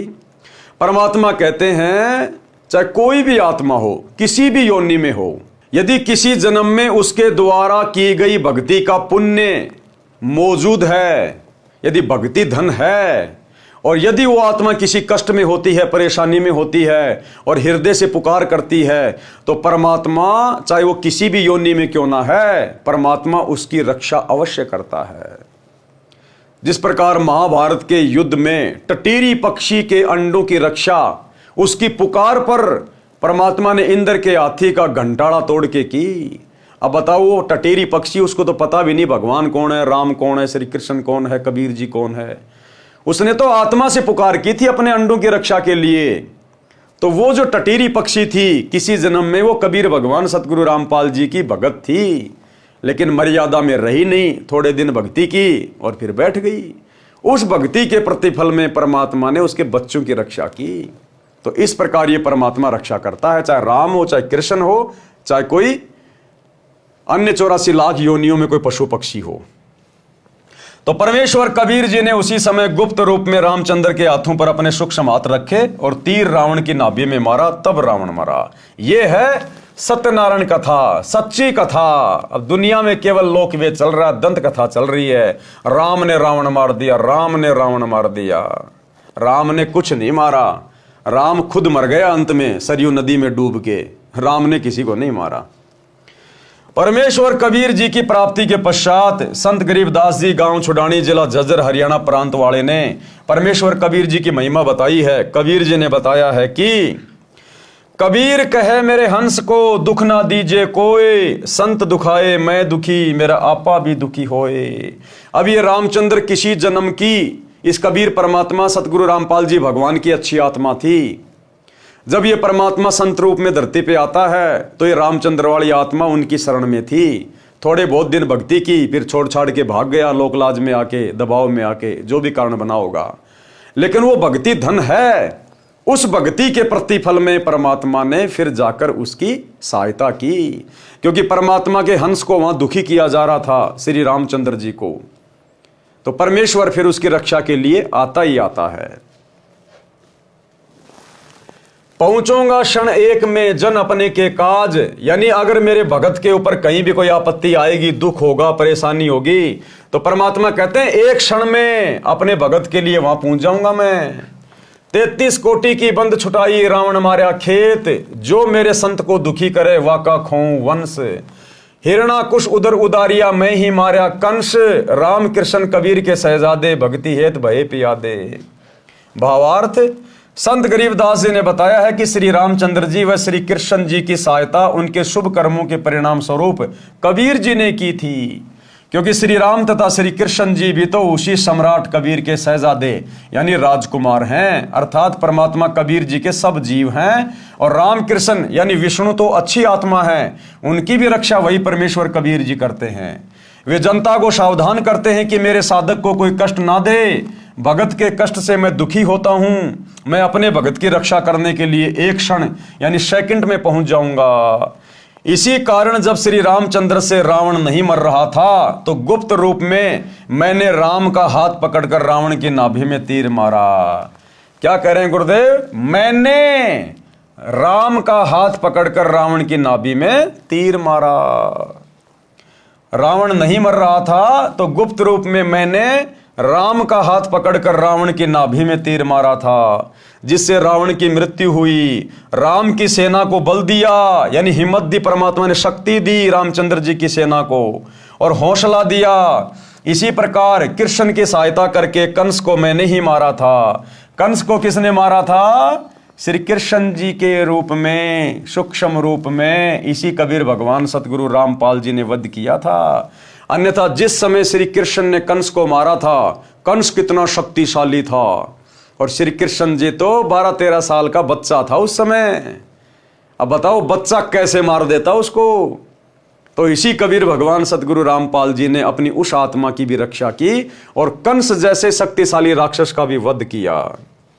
इसी प्रकार कृष्ण की सहायता करके कंस को मैंने ही मारा था। जो मेरे भक्तों को सताएगा उसका कुल नाश कर दूंगा, यानी उसके खानदान को समाप्त कर दूंगा। आज रावण का खानदान समाप्त हो चुका है। आज रावण के खानदान में कोई दीपक जलाने वाला नहीं है, परमात्मा ने नष्ट कर दिया। आज कंस के खानदान में कोई दीपक जलाने वाला नहीं है, परमात्मा ने नष्ट कर दिया, क्योंकि उनकी वाणियां अमर वाणियां हैं। लंका का राजे रावण के छोटे भ्राता विभीषण को दिया। सीता की अग्नि परीक्षा श्री रामचंद्र जी ने ली। यदि रावण ने सीता मिलन किया है तो अग्नि में जलकर मर जाएगी, यदि सीता पाक साफ है तो अग्नि में नहीं जलेगी। सीता जी अग्नि में नहीं जली। उपस्थित लाखों व्यक्तियों ने सीता माता की जय बुलाई। सीता सती की पदवी पाई। रावण का वध आसोज मास की शुक्ल पक्ष की 10वीं को हुआ। अब ये डेट आपको भाई और बहनों केवल सतगुरु रामपाल जी भगवान ही बता सकते हैं, क्योंकि मारने वाला ही तो बताएगा। ये आपको रामायण में नहीं मिलेगी डेट कि कौन से महीने की कौन सी जो है उसको तिथि को मरा था, क्योंकि मारने वाला कौन? सतगुरु रामपाल जी भगवान, ये कबीर परमात्मा तो यही बता सकता है। रावण के वध के 20 दिन बाद 14 वर्ष की वनवास अवधि पूरी करके श्री राम, लक्ष्मण और सीता पुष्पक विमान में बैठकर अयोध्या नगरी में आए। उस दिन कार्तिक मास की अमावस्या थी, यानी अंधेरी रात थी।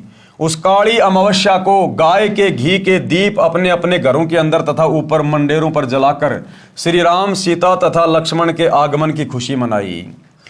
भरत ने अपने भाई श्री रामचंद्र जी को राज्य लौटा दिया। एक दिन श्री रामचंद्र जी से सीता ने कहा कि मैं युद्ध में लड़ने वाले योद्धाओं को कुछ इनाम देना चाहती हूँ। इनाम में सीता जी ने हनुमान जी को अपने गले से सच्चे मोतियों की माला निकाल कर दे दी तथा कहा, हे हनुमान, ये अनमोल उपहार मैं आपको दे रही हूँ, बहुत संभाल कर रखना। हनुमान जी ने उस माला का मोती तोड़ा, फिर फोड़ा, फिर दूसरा। देखते देखते सब मोती फोड़ फोड़ कर जमीन पर फेंक दिए।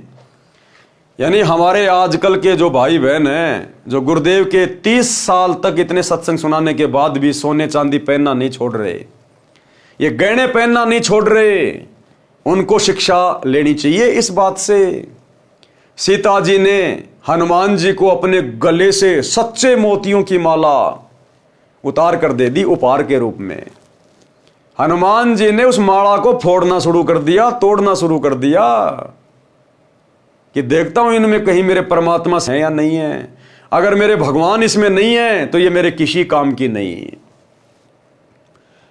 इसी प्रकार आज गुरुदेव भगवान ने अपने सत्संगों में क्लियर कर दिया कि बच्चों, सोने में काल का निवास है और भक्तों ने सोना नहीं पहनना चाहिए, इसको तो घर में भी नहीं रखना चाहिए।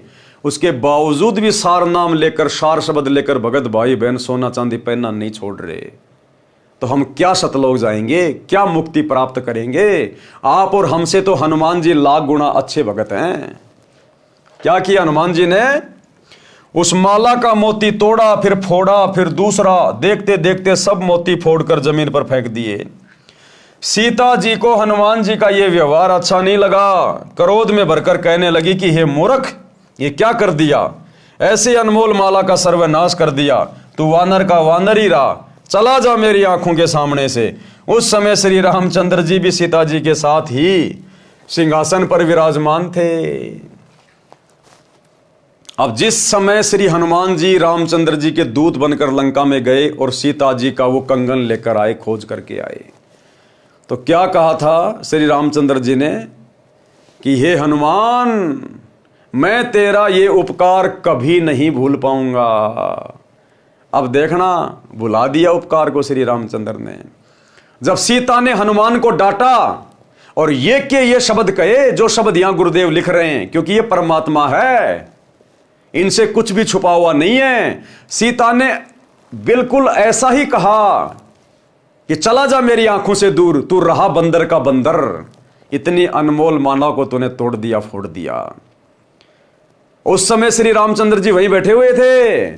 श्री रामचंद्र जी कुछ भी नहीं बोले और मुस्कुरा रहे थे।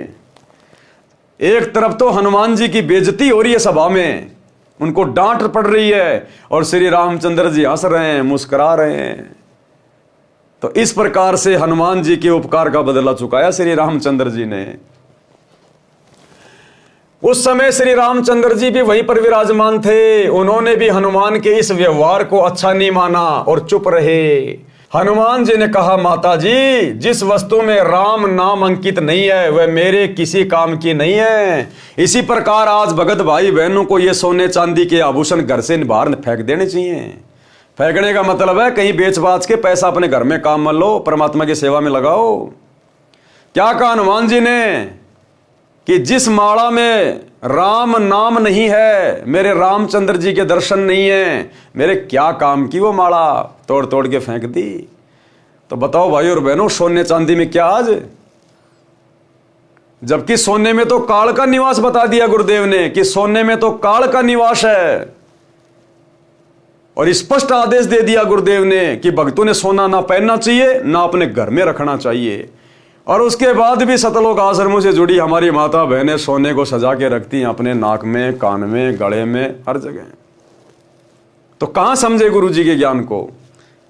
90% संगत जो सोना चांदी पहनती है वो तो अपने सिर पर, अपने शरीर पे काल को धारण करके घूम रही है और भक्ति कर रही है सत्य पुरुष की, और कह रहे हम सतलोक जाएंगे। गुरुदेव का आदेश सुन लो, छोटा सा सत्संग। भक्ति बिना क्या होते हैं ये भरम रहा संसारे, रति कंचन पाया नहीं रावण चलती बार। ओह, सर्व सोने की लंका थी, किसा को बद्दी था, करके भक्ति सिद्धि प्राप्त, रिद्धि प्राप्त करके, और सोने की लंका जैसे हम गारा की ईंट पका के और मकान बनाते हैं, वो सोने की ईंट बना के, छोटी छोटी ईंटें होती थी पहले, और उनसे सोने ही की वो गारा बना के और महल बनवा रखे थे उसने। इतना धनी था। और आप दौरे मुश्किल से 50-20 ग्राम 20 तोले सोना होगा थर, बुढ़ा बुढ़ा सेठ होगा जिस पर 20-30-40 तोले सोना हो गया। कहते वो रति नहीं लेके गया, एक ग्राम भी नहीं ले जा सका, तुम कहां ले जा सकोगे? और के कला तोड़ दोगे 40 तोले सोने में? ये तो खाम खागा सर दर्द है। सोना तो घर में बना रखना चाहिए आपने, और ना इसको पहनना चाहिए। क्या फायदा कान में डाल लिया, कान नाक में डाल लिया, 36 पंगे कड़े बना लिए। परमात्मा ने इतना सुंदर शरीर दे रखे, इस पर आडंबर करने की कति जरूरत नहीं। इसे भगवान रुष्ट होता है। भगवान की भक्ति करें, चाहे किसा भी शरीर है, काला है, गोरा है, जैसा भी मालिक ने दिया है, इसमें हम परमात्मा पा सकते हैं। इस काया का गर्व ना करियो के काला के गोरा रे, और बिना भजन कुछ काम नहीं आवे, चाहे एतर छड़को चारों हो रे। तो पुण्यात्माओं धीरे धीरे, क्योंकि हम इतने इस सामाजिक माहौल में हम इतने गहरे चले गए कि वहां से वापस आना अपनी पटरी पे हमारे लिए कठिन हो रहा है। हम दलदल में धस गए। लेकिन परमात्मा का सहारा आपको एक क्रेन का काम करेगा। भाई और बहनों, इस सत्संग में गुरुदेव ने बिल्कुल क्लियर कर दिया कि जो सच्चा भगत होगा सोना पहनना तो दूर घर में भी नहीं रखेगा, इसमें काल का निवास है। तो हनुमान जी ने कहा, माता जी जिस वस्तु में राम नाम अंकित नहीं है वह मेरे किसी काम की नहीं।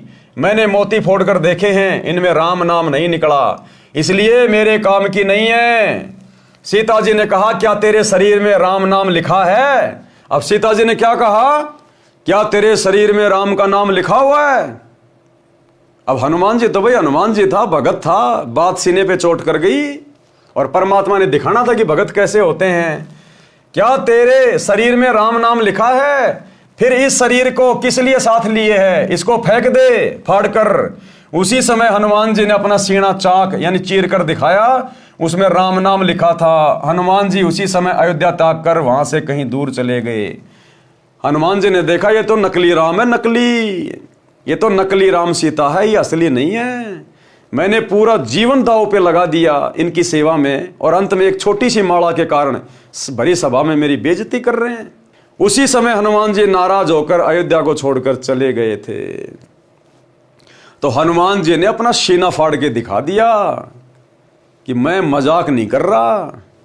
इसी प्रकार भाई और बहनों, आज ही की बात है, क्योंकि इन पुस्तकों पे जो वीडियो बन रहे हैं वो गुरुदेव के विशेष आशीर्वाद से बन रहे हैं, परमात्मा ही बनवा रहे हैं। और जिस चीज की आवश्यकता होती है हमारा विश्वास दृढ़ करने के लिए परमात्मा उपलब्ध भी करवा देते हैं। तो आज इस टॉपिक पे वीडियो बनना था, गुरुदेव भगवान को मालूम था। तो अभी 2 घंटे पहले जूली बहन ने दास के पास एक ऑडियो भेजी, परमात्मा ने उसको दिखाया जब वो भोग लगा रही थी। तो ठीक इसी विषय के ऊपर सीना फाड़ने वाली बात के ऊपर परमात्मा ने जूली बहन को दिखाया कि किस प्रकार एक भगत ने अपना सीना फाड़ के और सीने के अंदर सतगुरु रामपाल जी भगवान के दर्शन दिखाए। सुनिए छोटी सी ऑडियो। बंदी छोड़ सतगुरु रामपाल जी भगवान जी की जय हो बंदी छोड़ की लौट कोनी और की। सत्ताई भाई जी, दासी अभी परमात्मा जी को छोटी भोग आरती के साथ में भोग लगा रही थी तो मालिक जी ने दर्शन दिए, परमात्मा जी ने दिखाया है। परमात्मा जी बैठे हैं बेड पे, आप जी के घर पर बेड पर बैठे हैं और आप जी नीचे उनके चरणों में बैठे हो और उनके चरण, एक चरण को पकड़ के आप खूब रो रहे हो, मतलब बहुत जोर जोर से रो रहे हो, उनके चरणों को छोड़ नहीं रहे हो। एक बार आपने एक वीडियो बनाया था जिस समय आपने कहा था कि हमने कहा था कि अगर हमारे गुरुजी को नहीं छोड़ा जाएगा, उसके ऊपर कोई आपने वीडियो बनाया था कि हम अपने परिवार के साथ में जान दे देंगे। तो परमात्मा ने सपने में आकर के कहा था सामने प्रकट होकर के कि बच्चा, हमने तुम्हें भक्ति के लिए जीवन दिया है, खत्म करने के लिए। ऐसी उसी तरह से उसमें आप हो रहे हो, बस इसी तरह से आप खूब रो रहे हो। परमात्मा जी चरण पकड़ो, जैसे आप कहते हो नहीं हो कि जैसे परमात्मा जी कहीं जा रहे हो ना तो हमें चरण पकड़ लेने, छोड़ने नहीं है।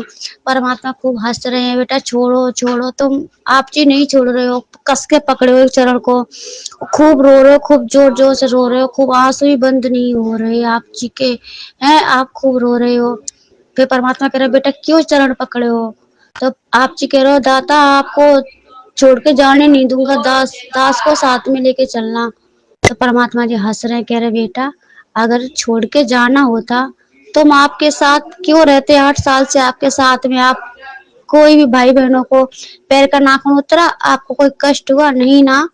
जैसे सूर्य आसमान में रहता है और सब जगह उसकी ऊर्जा होती है, इसी तरह तुम्हारा गुरु कहीं भी हो तुम्हारे साथ में, क्योंकि तुमने महसूस किया है, अपने गुरु को जाना है, उनकी महिमा को समझा, उनकी शक्ति को समझा, उनको समझा कि वो कौन शक्ति है। कबीर जी स्वयं सतगुरु रामपाल जी भगवान जी के रूप में प्रकट हैं। तो हम आपको छोड़कर क्यों जाएंगे? पर आप चरण नहीं छोड़ रहे हो, खूब रो रहे हो, बिल्कुल भी चरण नहीं छोड़ रहे हो। परमात्मा खूब खींच रहे हैं अपने चरण को, फिर भी आप नहीं छोड़ रहे हो।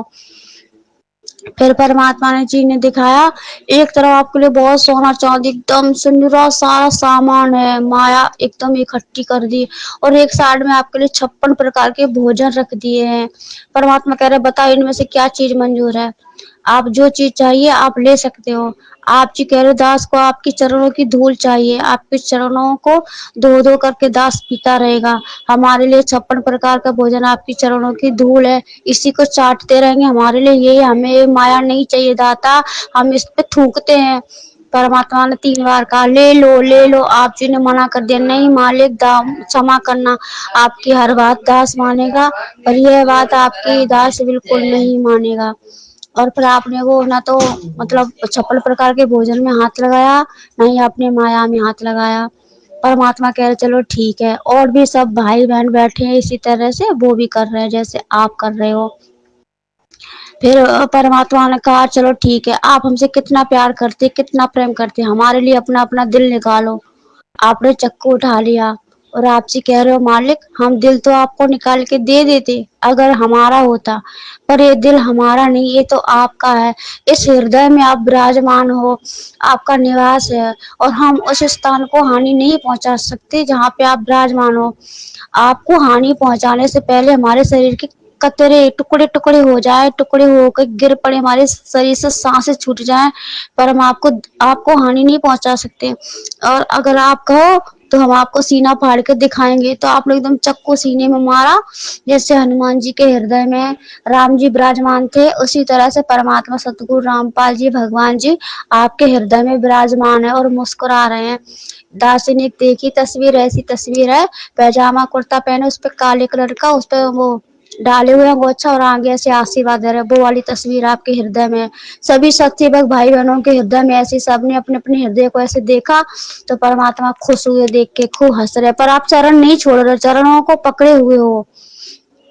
परमात्मा कह रहे हमें ये देखना था और ये परीक्षा लेनी थी कि सच में आप हमारे साथ जाने के योग्य हुए हो या फिर दिखावा कर रहे हो। अभी तो तुम कह रहे हम परमात्मा को भगवान मानते, और कहीं हम ऐसा मतलब एक झटका मारे तो आप सबके सब गिर जाओ, और आप सब पास हुए इस परीक्षा में। आप सच में हमें भगवान मानते हो। तो आप जी कह रहे हो परमात्मा शरीर का हर टुकड़ा टुकड़ा, रोम रोम, खून का कतरा कतरा आपको भगवान मानता है, हम आपको नहीं छोड़ सकते। कितने असंख्यों युग निकल गए भटकते भटकते, अब जाके आपने हम नीचों पे अपनी दया बख्शी, आपने पहचान कराई मेरे मालिक। हमारी तो क्या औकात, हम तो मिट्टी के पुतले हैं, आपकी दया कृपा से आपने अपनी पहचान कराई है मालिक, हम आपको नहीं छोड़ सकते। फिर परमात्मा जी कह रहे हैं कि आप जी चरण नहीं छोड़ोगे और हम चलेंगे तो हमारे साथ आप भी खचरोगे, तो आपको चोट लगेगी। तो आप जी कह रहे नहीं मालिक, अब भगवान के होते उनके भक्तों को कुछ चोट तो छू भी नहीं सकती, अगर हम आपके साथ खचरेंगे तो हमारे फूल जैसा शरीर होगा, फूल चुभेंगे, हमारे शरीर में मिट्टी नहीं चुभेगी। जिस स्थान पर आप अपने चरण रखते हो वो वहां पे मिट्टी कंकड़ नहीं होते, वो फूल बन जाता है, और फूल में चलने से कैसी चोट। पर आपने चरणों को छोड़ा नहीं और रोए जा रहे हो, रोए जा रहे हो। परमात्मा जी ताज लिए अपने हाथों में और आप जी को कह रहे बेटा ये ताज हम आपको पहनाएंगे। आप जी ने हाथ जोड़कर दंडवत प्रणाम करके आपने मना कर दिया कि हे परमात्मा इस दास को क्षमा करना, इस ताज के अधिकारी आप जी हो, ना कि ये दास, ये तो कुत्ता है, और हमारे ताज आपके चरणों की धूली इस दास के सर का ताज है। ये कह के परमात्मा ने कहा नहीं बेटा ये ताज हमने खासकर आपके लिए ही मंगाया है। तो आप जी ने कह दिया नहीं मालिक ये दास ये ताज नहीं पहन सकता। इतना कह के आपने परमात्मा जी के चरणों की धूल लेकर अपने सर पे डाल ली और बोले कि हे बंदी छोड़ मेरे परम पिता परमेश्वर, आपके चरणों की धूली इस दास के सर की ताज है। फिर परमात्मा इस बात से खूब खुश हुए और आपको सीने से लगा लिया। बस इतना ही परमात्मा ने दिखाया था। बंदी छोड़ सतगुरु रामपाल जी भगवान जी की जय हो। सीता जी ने कहा क्या तेरे शरीर में राम नाम लिखा है? फिर इस शरीर को किस लिए साथ लिए है? इसको फेंक दे फाड़ कर। उसी समय हनुमान जी ने अपना सीना चीर कर दिखाया, उसमें राम नाम लिखा था। हनुमान जी उसी समय अयोध्या त्याग कर वहां से कहीं दूर चले गए। श्री रामचंद्र जी अपनी अयोध्या नगरी की जनता के दुख दर्द जानने के लिए गुप्त रूप से रात्रि के समय वेश बदलकर घूमा करते थे। कुछ वर्ष उपरांत जब राजा रामचंद्र जी रात्रि में अयोध्या की गलियों में विचरण कर रहे थे, एक घर से ऊंची ऊंची आवाज आ रही थी। राजा रामचंद्र जी ने निकट जाकर वार्ता सुनी। एक धोबी की पत्नी झगड़ा करके घर से चली गई थी। वह 2-3 दिन अपनी बहन के घर रही, फिर लौट आई।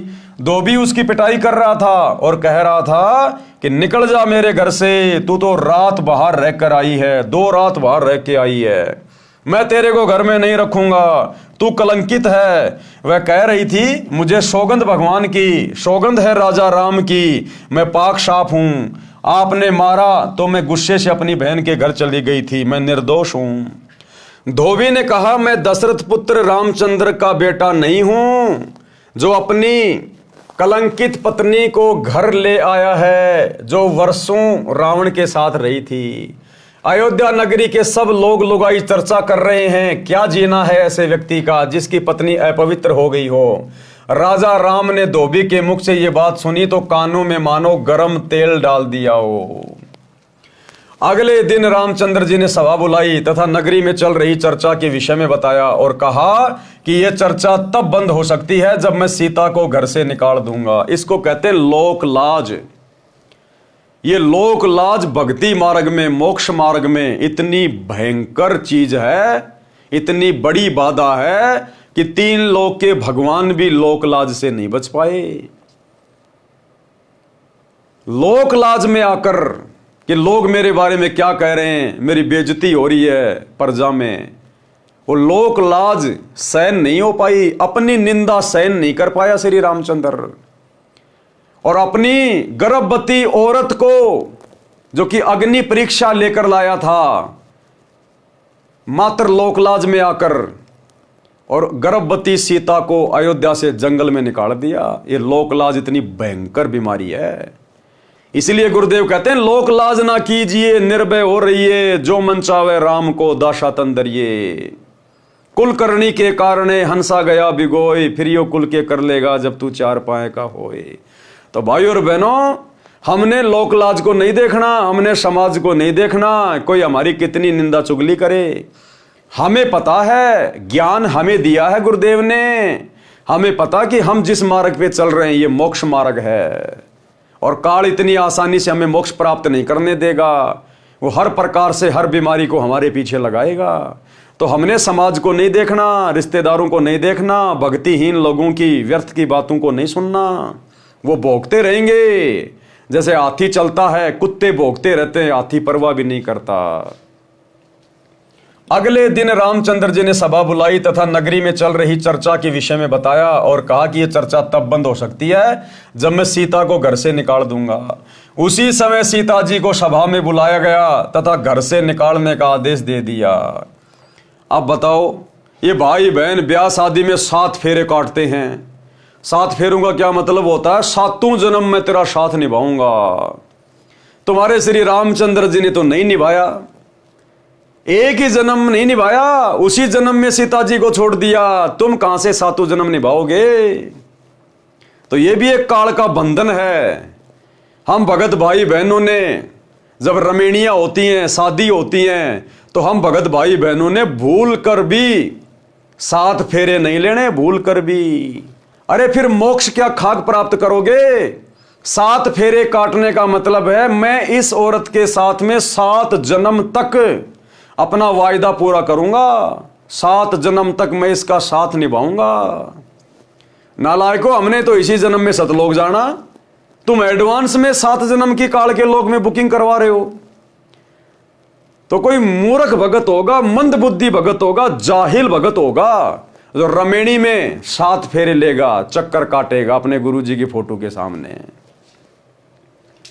उसी समय सीता जी को सभा में बुलाया गया तथा घर से निकलने का आदेश दे दिया। कारण भी बता दिया। सीता जी ने विनय भी की कि हे स्वामी, आपने मेरी अग्नि परीक्षा भी ली थी, मैं भी आत्मा से कहती हूं रावण ने मेरे साथ मिलन नहीं किया। बताओ, रामचंद्र जी को हकीकत का पता था कि सीता पाक साफ है, अग्नि परीक्षा हो चुकी थी, फिर भी उसने अपनी औरत को घर से बाहर निकाल दिया। अपनी औरत का भी नहीं हुआ तो सोचो भाई, आज ये 10-20 लाख रुपए का राम मंदिर बना के हैं, और मुंह में तानसेन ठूस के और जय श्री राम का लाल लाल झंडा लेके और गाड़ियों के पीछे कट्टर सनातनी लिख के जय श्री राम लिख के चलने वालों, जब तुम्हारे ऊपर आपत्ति आएगी तो तुम तो उस रामचंद्र के लगते ही क्या हो? तुम तो उसके रिश्तेदार भी नहीं हो, रिश्तेदारों के रिश्तेदार भी नहीं हो। जब वो अपनी औरत का सगा नहीं हुआ, अपनी औरत के साथ में जिसने धोखा कर दिया, दगा कर दिया, तो तुम्हारा कहां तक साथ निभाएगा? इसलिए अपना मोबाइल उठाओ और सच्चे राम की कथा सुनो, सतगुरु रामपाल जी के सत्संग। सीता जी ने प्रार्थना भी की कि हे स्वामी, आपने मेरी अग्नि परीक्षा भी ली थी। मैं भी आत्मा से कहती हूं, रावण ने मेरे साथ मिलन नहीं किया। कारण था कि उसको एक ऋषि का श्राप लगा था कि यदि तू किसी पर स्त्री से बलात्कार करेगा तो तेरी उसी समय मृत्यु हो जाएगी। अब भाई और बहनों, रावण को यह श्राप भी कबीर भगवान सतगुरु रामपाल जी ने दिलवाया, क्योंकि सीता भी इसी भगवान की आत्मा है और मालिक को पता था कि सीता के जीवन में इस प्रकार की आपत्ति आएगी। और रावण तो राक्षस है, वो तो दुष्ट है, वो मानेगा नहीं। तो परमात्मा ने पहले ही सीता को बचाने के लिए, उसके पतिव्रता धर्म को खंडित होने से बचाने के लिए पहले ही रावण को श्राप दिलवा दिया।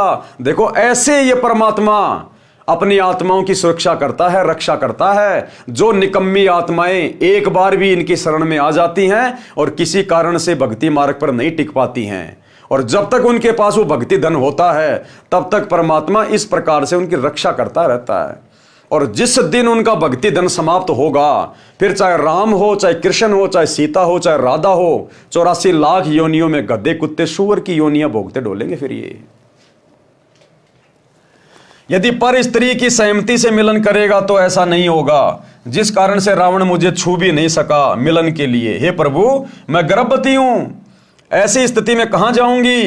रावण जैसे व्यक्तियों का अभाव नहीं है। रामचंद्र जी आदेश देकर सभा छोड़कर चले गए। रामचंद्र जी अपना आदेश सुना के सीता की बात नहीं सुनी, सभा छोड़ के चले गए। तो वर्तमान में रामचंद्र जी के जो फॉलोवर हैं, भाई अपने भविष्य के बारे में पहले सोच लेना। श्री रामचंद्र जी आदेश देकर सभा छोड़कर चले गए। कहते गए कि मैं निंदा का पात्र नहीं बनना चाहता, मेरे कुल को दाग लगेगा। अब उस समय तो निंदा का पात्र होने से बच गया, अपने कुल पे दाग लगाने से बच गया, लेकिन ये कथा बन गई। अब दुनिया से कैसे बचेगा? आज पूरी दुनिया में निंदा का पात्र हो गया, आज पूरी दुनिया में दाग लग गया श्री रामचंद्र जी के चरित्र के ऊपर। क्या ऐसे होते हैं मर्यादा पुरुषोत्तम? कहते हैं मर्यादा पुरुषोत्तम श्री राम। ये मर्यादा है अपनी गर्भवती औरत को घर से बाहर निकालना। देखिए, आज कोई रामचंद्र जी का फॉलोवर निकालो अपनी औरत को, अपने किसी पड़ोसी के कहने से अपनी गर्भवती औरत को आज निकाल के दिखाओ ना कोई। अगर उस समय मान जाता सीता की बात तो केवल अयोध्या में ही निंदा का पात्र होता, लेकिन आज तो पूरी दुनिया में निंदा का पात्र बन गया, पूरी दुनिया में। रामचंद्र जी आदेश देकर सभा छोड़कर चले गए। कहते गए कि मैं निंदा का पात्र नहीं बनना चाहता, मेरे कुल को दाग लगेगा। आज कौन सी शाबाशी मिल रही है? और 2028 के बाद देखना क्या शाबाशी मिलेगी, जब पूरी दुनिया में ये सतगुरु रामपाल जी भगवान की ये कथाएं जाएंगी, पूरी दुनिया में सतगुरु रामपाल जी भगवान की भक्ति होगी, तब देखना असली दाग तो उस समय लगेगा जब पूरा संसार जानेगा ये झूठी राम कहानियां। सीता जी को धरती भी पैरों से खिसकती नजर आई, आसमान में अंधेरा छाया दिखाई दिया, संसार में कुछ दिनों का जीवन शेष लगा। सीता अयोध्या छोड़कर चल पड़ी, मुड़ मुड़कर अपने राम को तथा उसके महलों को देखने की कोशिश करती रही, और दूर जंगल में जाकर ऋषि वाल्मीकि जी की कुटिया के निकट थक कर गिर गई, अचेत हो गई। ऋषि वाल्मीकि स्नान करने के लिए आश्रम से निकले, सामने एक युवती गर्भ अवस्था में अचेत पड़ी देखकर निकट गए। अब भाई और बहनों, उस ऋषि की कुटिया के पास सीता को भेजना ये भी कबीर परमात्मा सतगुरु रामपाल जी भगवान का ही आशीर्वाद था, क्योंकि परमात्मा ने उस आत्मा की रक्षा करनी थी। अपने आश्रम से औषधि लाए, सीता जी के मुख में डाली। गर्मी का मौसम था, ठंडे जल के छींटे मुख पर मारे। अब ये बातें भला कौन लिख सकता है कि जिस समय सीता जी अयोध्या छोड़ के और जंगल में गई थी और अचेत होके गिर गई थी, वो गर्मी का मौसम था। ये बातें वही लिखेगा जो अपनी आंखों से देख रहा है सब कुछ। तो सतगुरु रामपाल जी भगवान लिख रहे हैं, भाई समझ जाओ कौन परम शक्ति है ये। सीता जी के मुख में डाली, गर्मी का मौसम था, ठंडे जल के छींटे मुख पर मारे। उसी समय सीता जी सचेत होकर बैठ गई। ऋषि ने नाम और गांव पूछा तो बताया कि नीचे पृथ्वी ऊपर आसमान, आगे कुछ बताने से इनकार कर दिया। ऋषि दयावान होते हैं, कहा बेटी संसार तो स्वार्थ का है, धन्यवाद कर परमात्मा का, तू मेरे आश्रम में आ गई। बेटी मुझे अपना पिता मान और मेरे पास रह। सीता जी श्री वाल्मीकि जी के आश्रम में रहने लगी। ऋषि ने भी बात आगे नहीं बढ़ाई। परमेश्वर कबीर जी जो त्रेता युग में ऋषि मुनिंद्र जी के रूप में लीला करने आए थे, हनुमान जी से मिले, क्योंकि हनुमान जी भी अयोध्या छोड़ के चले गए थे। जैसे पहले पहाड़ों पे बैठे थे वैसे जाके बैठ गए। हनुमान जी से मिले, सत साहेब बोला। हनुमान जी ने राम राम कहा तथा खड़ा होकर ऋषि जी का सत्कार किया तथा एक पत्थर पर स्वयं बैठ गए, दूसरे पर ऋषि जी को बैठने के लिए आग्रह किया। दोनों ने स्थान ग्रहण कर लिया। हनुमान जी ऋषि जी को पहचानने की कोशिश करने लगे। ऋषि जी ने कहा क्या सोच रहे हो हनुमान, मैं वही ऋषि हूं, मेरे आश्रम में वानर ने सीता जी का कंगन घड़े में डाला था, उसमें अन्य कंगन भी वैसे ही थे। हे हनुमान वह कंगन कैसा रहा? हनुमान जी को पहचानते देर नहीं लगी और ऋषि जी को प्रणाम किया। हे ऋषि जी आपका कैसे आना हुआ? परमेश्वर कबीर जी मुनिंद्र ऋषि के रूप में उन्होंने कहा, हे पवन पुत्र मैं आपको भक्ति ज्ञान कराने आया हूं। यानी देखो भाइयों और बहनों किस प्रकार से परमात्मा सो छल छिद्र करता है अपनी आत्माओं को अपनी शरण में लेने के लिए।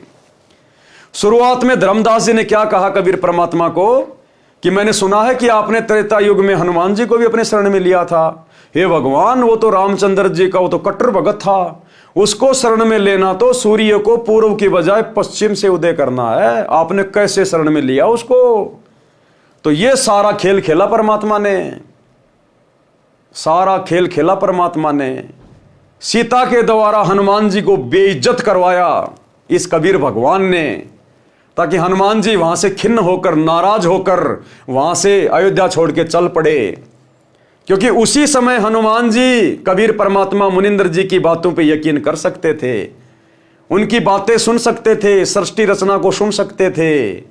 अयोध्या में यदि आराम से रहते, मौज मस्ती में रहते, सीता उनको कुछ ना बोलती, तो हनुमान जी के सिर से श्री रामचंद्र जी का भूत कभी भी नीचे नहीं उतरता और कभी भी वो परमात्मा की बातें नहीं सुनता। तो कहते सो छल छिद्र मैं करूं अपने जन के काज। तो कबीर परमात्मा ने सारा सब कुछ बता दिया, तो हनुमान जी को पहचानने में देर नहीं लगी। और क्या कहा फिर परमात्मा ने? मुनिंद्र ऋषि रूप में परमेश्वर कबीर जी ने कहा, हे पवन पुत्र मैं आपको भक्ति ज्ञान कराने आया हूं। आप जिस दशरथ पुत्र रामचंद्र की पूजा पूर्ण परमात्मा मानकर कर रहे हो, आप धोखे में हो। जो जन्मता मरता है वह पूर्ण परमात्मा नहीं हो सकता। क्या कह रहे हैं गुरुदेव? जो जन्मता मरता है वो पूर्ण परमात्मा नहीं हो सकता। इसलिए हम सत्सेवक भाई बहन बार बार कहते हैं कि भाई अपने गुरुजी सतगुरु रामपाल जी भगवान को जन्म और मरण में मानने वाला मूर्ख भगत है, मूर्ख है। खुद गुरुजी लिख रहे हैं कि जो जन्मता और मरता है वो पूर्ण परमात्मा नहीं हो सकता। तो ये लाखों की संगत जो सतलोक आश्रमों में आ रही है, जा रही है, ज्ञान को आधार बना नहीं रही। एक तरफ तो अपने गुरुजी को भगवान कहती है, भगवान कहती है, परमात्मा कहती है, और दूसरी तरफ 8 सितंबर को उनका जन्मदिन भी मनाती है। और गुरुजी कह रहे हैं जो जन्मता मरता है वो पूर्ण परमात्मा नहीं हो सकता। तो ये बात केवल सत्सेवकों के समझ में आई है, साथ संगति वाले भाई बहनों के। तभी तो अपने गुरुजी का प्रकट दिवस मनाते हैं, जन्मदिन नहीं मनाते। 8 सितंबर को सतगुरु प्रकट दिवस मनाते हैं। आप धोखे में हो। जो जन्मता मरता है वह पूर्ण परमात्मा नहीं हो सकता। पूर्ण परमात्मा तो अविनाशी है। क्या है? अविनाशी। और हम रोज संध्या आरती में अपने गुरुजी को अविनाशी कहते हैं। अवगुण किए घनेरे फिर भी भले बुरे हम थारे, और दास को जान के निपट नादान वह बख्श दियो अविनाशी। फिर भी ये लाखों की संगत सतलोक आश्रमों से जुड़ी हुई अपने गुरुजी को अविनाशी नहीं मानती, अपने गुरुजी को जन्म और मरण में मान रही है। पूर्ण परमात्मा तो अविनाशी है। हनुमान जी ने कहा, हे ऋषिवर मैं आपके वचनों से आहत होता हूं, यानी दुखी होता हूं, मेरी भावनाओं को चोट लगती है। आप अन्य विषय पर चर्चा करें। परमेश्वर कबीर जी ने कहा कि यदि कोई व्यक्ति गलत रास्ते पर जा रहा हो, वह उस रास्ते को ठीक मानकर चल रहा हो जो डाकुओं के डेरे में जा रहा है, यदि कोई सज्जन पुरुष उसको बताए कि जिस रास्ते पर आप जा रहे हो आपकी जान तथा माल को खतरा है, आगे डाकुओं का डेरा है, पहले मारते हैं फिर लूटते हैं, यदि वह व्यक्ति कहे कि आप मेरी भावनाओं को चोटिल कर रहे हो, यह कितना सत्य है। हनुमान जी चुप रहे परंतु मुस्कुराए, मानो कह रहे हो आप सत्य कहते हो। हनुमान जी के चेहरे पर शांति का चिन्ह देखकर परमेश्वर कबीर जी ने बताया कि श्री रामचंद्र जी श्री विष्णु जी के अवतार हैं। श्री विष्णु जी श्री ब्रह्मा जी तथा श्री शिव जी का पिता काल ब्रह्म है। इसी को ज्योति निरंजन भी कहते हैं। काल को इसकी गलती के कारण श्राप लगा है कि 1 लाख मानव शरीरधारी प्राणियों को प्रतिदिन खाया करेगा, 1.25 लाख प्रतिदिन उत्पन्न किया करेगा, जिस कारण से उसने अपने तीनों पुत्रों को एक एक विभाग का स्वामी बना रखा है। श्री ब्रह्मा जी रजोगुण है, जिसके प्रभाव से सभी प्राणी प्रेरित होकर संतान उत्पत्ति करते हैं, जिस कारण से ब्रह्मा को भूल से उत्पत्ति करता मान रखा है। उत्पत्ति करता तो पूर्ण परमात्मा है, ये पूर्ण परमात्मा। काल ने अपने दूसरे पुत्र विष्णु को कर्मानुसार पालन करने का विभाग दिया है। विष्णु शतोगुण है, काल ने तीसरे पुत्र शिव तमगुण को इन 1 लाख मानव शरीरधारी जीवों को मारकर उसके पास भेजने का विभाग दे रखा है। वह स्वयं अव्यक्त यानी गुप्त रहता है। आप देख रहे हो यहाँ कोई भी जीव अमर नहीं है, देवता भी मरते हैं, ब्रह्मा विष्णु शिव भी जन्मते मरते हैं, जो पूरी आयु जीते हैं। वृद्ध अवस्था भी सब में आती है। एक लोक ऐसा है जहां पर वृद्ध अवस्था तथा मरण नहीं है। वहां कोई रावण किसी की पत्नी का अपहरण नहीं करता। आपकी आंखों के सामने लंका में हुए राम रावण युद्ध में कितने व्यक्ति तथा अन्य प्राणी मारे गए एक सीता को छुड़ाने के लिए। आपने श्री रामचंद्र जी के लिए अपने प्राणों की बाजी लगाकर लंका को जलाया। रावण का भाई अहिरावण जो पाताल का राजा था, वह राम तथा लक्ष्मण का अपहरण करके ले गया, उनकी बलि देने वाला था। आप वहां गए और उन दोनों को जीवित लाए। आप ही बताएं, वे परमात्मा हैं। जिस समय नाग फांस शस्त्र के छोड़ने से सर्पों ने श्री राम तथा आप तथा सर्व सेना व लक्ष्मण तक को बांध दिया था, सर्प आप सबको जकड़े हुए थे, आप सब विवश थे। कुछ समय में आप सबको रावण की सेना आसानी से काट डालती। उस समय गरुड़ को पुकारा गया, उसने नागों को काटा, आप तथा रामचंद्र बंधन मुक्त हुए। यदि परमात्मा इतना विवश है कि अपना बंधन नहीं काट सकता, तो पुजारियों का क्या होगा, विचार करो। काटे बंधन विपत में कठिन कियो संग्राम, चीनो रे नर प्राणियों गरुड़ बड़ो या राम।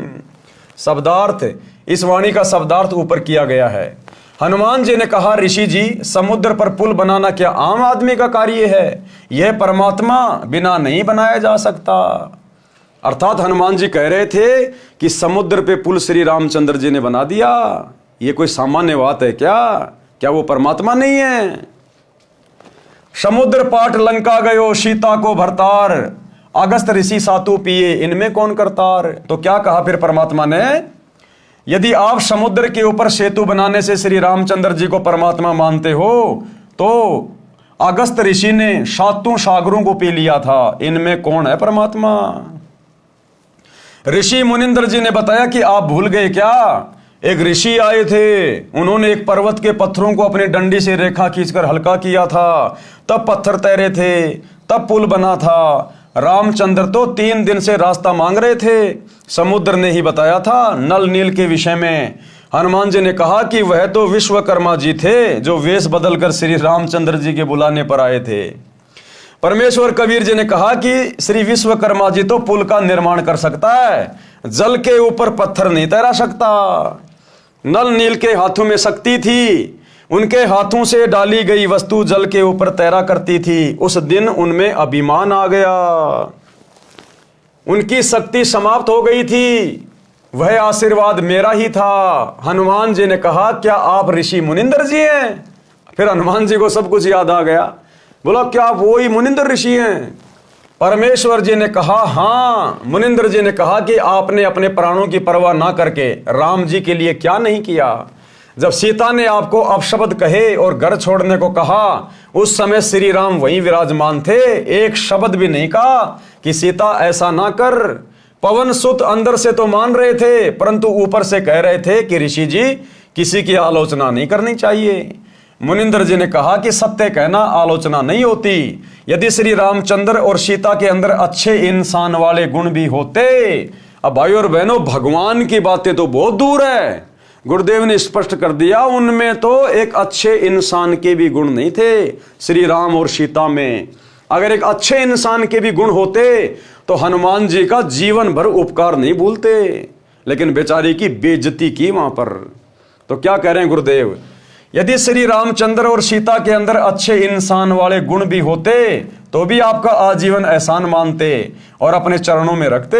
आप तो उनके बिना जीना भी उचित नहीं मानते। और सुनो, आपके साथ जैसा व्यवहार किया उसका फल भी सीता तथा रामचंद्र जी को मिल गया, क्योंकि हनुमान जी को नहीं पता था कि मेरे आने के बाद में श्री राम ने सीता को जंगल में निकाल दिया है। तो परमात्मा ने बताई फिर वो बात मुनिंदर ऋषि रूप में कि जैसा व्यवहार श्री रामचंद्र ने और सीता ने तेरे साथ किया था ना, उसका फल भी उनको मिल गया, सीता को भी उसका फल मिल गया। कुछ वर्षों के पश्चात सीता को श्री राम ने घर से निकाल दिया। उस समय वह गर्भवती थी। ये सुनकर हनुमान जी की आंखों से आंसू निकल आए और ऋषि जी के चरणों में गिर गए, कुछ नहीं बोले। अयोध्या वासियों ने 2 वर्ष दीपावली और दशहरा मनाया था, उसके पश्चात बंद कर दिया था कि जिस देवी के लिए रावण मारा, आज वह फिर कितने रावणों का कष्ट झेलेगी। दीपमाला खुशी का प्रतीक है। जब राजा और रानी भिन्न भिन्न हो गए तो न दीपावली राजा को अच्छी लगे और न प्रजा को, इसलिए दीपावली का पर्व उसी समय से बंद हो गया था।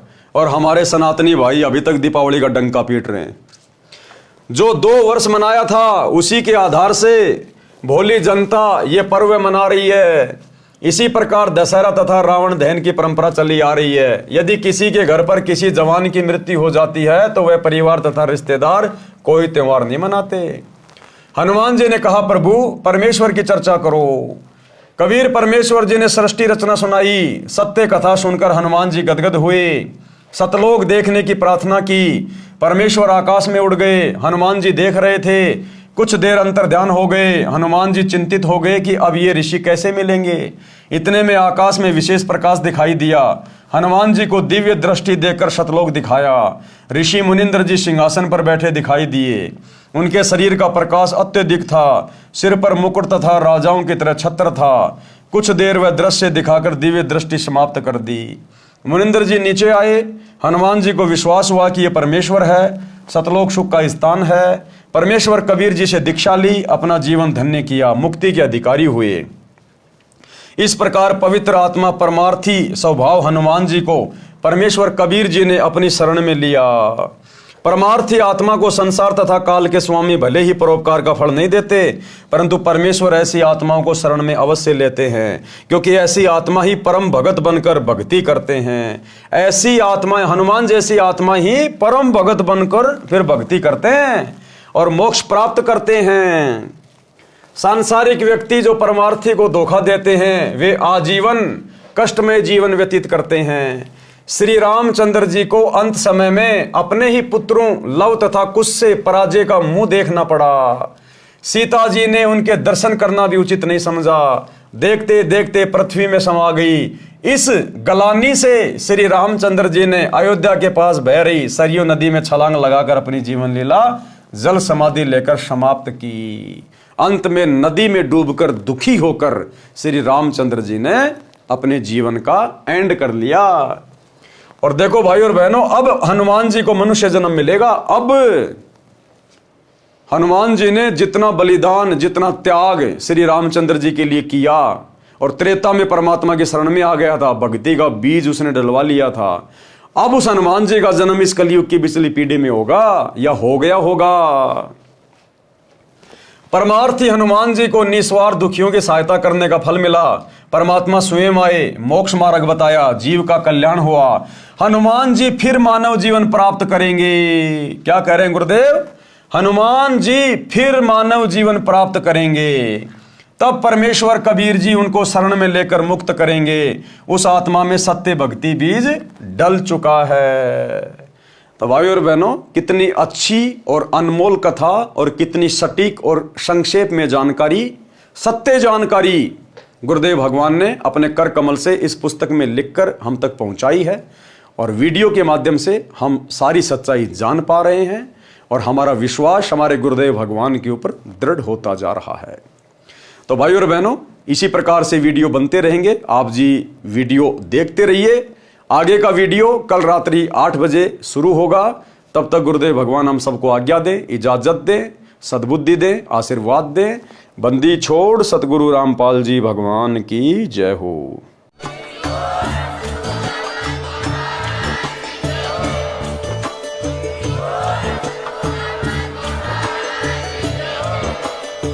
भाई जो गुरु बचन पे डट गे, कट गे फंद 84 के, कट गे फंद 84 के, कट गे फंद 84 के। भाई जो गुरु बचन पे डट गे, कट गे फंद 84